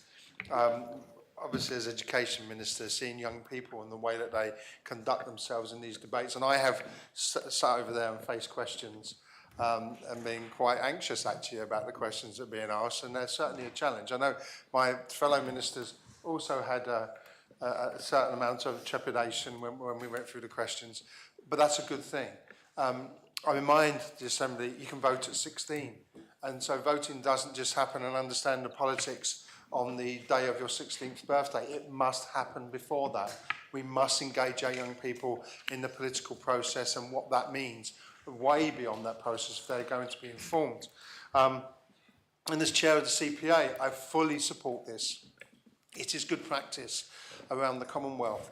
I've had the pleasure of meeting a couple of youth assembly or youth parliaments or youth members in different jurisdictions during the process of observing elections. And I've been nothing but impressed by the engagement that different jurisdictions have from their young people, because as one of them once said to me, politics is life, and so we want a life. And I think that's such an important point that they make. So I think it's a very good idea. 3 reports to the Assembly. I've got no comment on how many reports should be presented. I'll go with what PPC thinks. I think that's good. There's a lot of work in these. I think this is very different from the online petition. I can never remember the words, because, and I put this as carefully as I can, I think these reports and these things produced by the Youth Parliament are much more researched by everybody involved. Sometimes I think the wording of petitions can be a bit wide, and it can attract people to sign them, and then later if you have a discussion, think, oh, well, I wasn't sure whether that was the case. And I think we do need to change the petition system for that reason. I think sometimes they are too generic. And I wonder what they do. However, I do not believe that's what's going to happen from the Youth Parliament, the Youth Assembly. And that is from my own experience of seeing the Youth Assembly and the quality of the work they produce, the quality of debate they generate, and the quality of the questions that are being produced. And I think that's something to massively be encouraged by this Assembly. And that involvement of young people directly in this Assembly is a hugely positive step forward in my view. There is an academic year. Remember, the academic year starts in September, so it's slightly, well, it sort of fits in with our sittings year, so I don't think that's a problem. But so I would like to say thank you for bringing this proposition to the Assembly. I think it's really positive. I think it's a good thing for us to do, and it says to young people, not only are we inviting you to be fully engaged in our democracy, but it is absolutely vital, and it is vital for the future of that precious thing that we have, which is called democracy, which when we look around the world at the moment, one does have concerns about some places that really are losing that. So I urge members to support this, and I say thank you very much again. Just. Thank you, Deputy. Deputy Gardner. Thank you, sir. And this proposition about something very simple and yet very, very powerful, giving young people a meaningful voice in the decisions. And why I rise to speak, because when I was elected as a Minister for Children and Education, there were 3 reports from the Youth Parliament, and they've been in no man's land because they produced the report, but was no mechanism to present this to the Assembly and to request ministers to respond. 2 of this report, it's the play strategy, an update of PSHE curriculum was straight into my remit, and we found a solution. What we've done that time, I presented as a minister reports which I needed myself to respond to this report, which is mixed messages. What I really would like to recognize during working on the response of PSHE curriculum, for example, when Deputy Dubley led this work with the Curriculum Council, and we worked together on the play strategy response, every single recommendation of the PSHE Youth Parliament report for PSHE curriculum was incorporated in the new updated PSHE curriculum. The ideas that young people came with this report, they are very, very valid, and there are something that probably none of us would think about. There are areas that we were surprised and said, yes, this is what they would like to know. If it's I'll not go into the details. But what is important now, that they will not be dependent on a minister or any roundabout procedure to be heard and to be answered. And I also would like to, at this occasion, to say thank you for All Diversity Forum and Political Education and the Awareness Subcommittee, both subcommittees of PPC, because this process has been discussed, worked out, engaged with the Youth Parliament and presented to PPC, and I'm grateful for PPC taking it forward. So for me, this step is extremely important. I'm supporting PPC and the Minister for Education, and I'm asking the Assembly to support by formally recognizing the Jersey Youth Parliament in standing orders and allowing them to present their reports on their own names. And thank you, and please support this. Thank you, Deputy. Deputy Ferry. Thank you, sir. And I rise as Assistant Minister for Children and Families and, of course, having responsibility for the Jersey Youth Service. So I think, firstly, the move to the State's Gref of the Jersey Youth Parliament Youth Assembly has been such a positive move, and the person who heads that up has put lots of energy into it to make sure that children's and young people's voices are heard. I think having it under one banner does make it a lot more simple. I think there was a lot of people who didn't understand the difference between the Youth Parliament and the Youth Assembly. And of course, one of the criticisms against the old system was that children and young people who put all their energies into the work that they did sometimes didn't feel that their voices were being heard. And what finer way to have their voices heard than for them to actually take part in an in-committee debate, sit in one of these seats, and who knows, one day we may see some of those people who are going to take part in those debates, put their names on ballot papers in the future. So I think this is a really positive move, having one centralised mechanism that children and young people can feed into and feel that they are making a real difference to the island. Thank you, sir. Thank you, Deputy Ferry. Deputy Scott. Thank you, sir. I endorse all the statements about the value of the Jersey Youth Assembly and in particular in informing our work. I do have a question for the chair of the PPC, though, and it relates to the technical way in which a single debate on a report in committee might well take place, because there's something here that says we can only have one. There could be 3 reports, and will we actually have all 3 reports together and kind of select which one we prefer, or is it just going to be sequential that each time we get a report in a year, it's like, do you want a debate on this? And then you find you can't debate the remaining 2. It's just a practical issue. I note that there's a statement also about the resourcing of this. There has been, and that it will be accommodated within the existing resources of the state's graph. There hasn't been an estimate of the actual members' time in terms of actually having a debate, which obviously that's a matter of choice for the members, but again, just having how this actually works as a mechanism, please. Thank you. Thank you, Deputy. I note the time. Members content to adjourn? Adjourn until 2:15.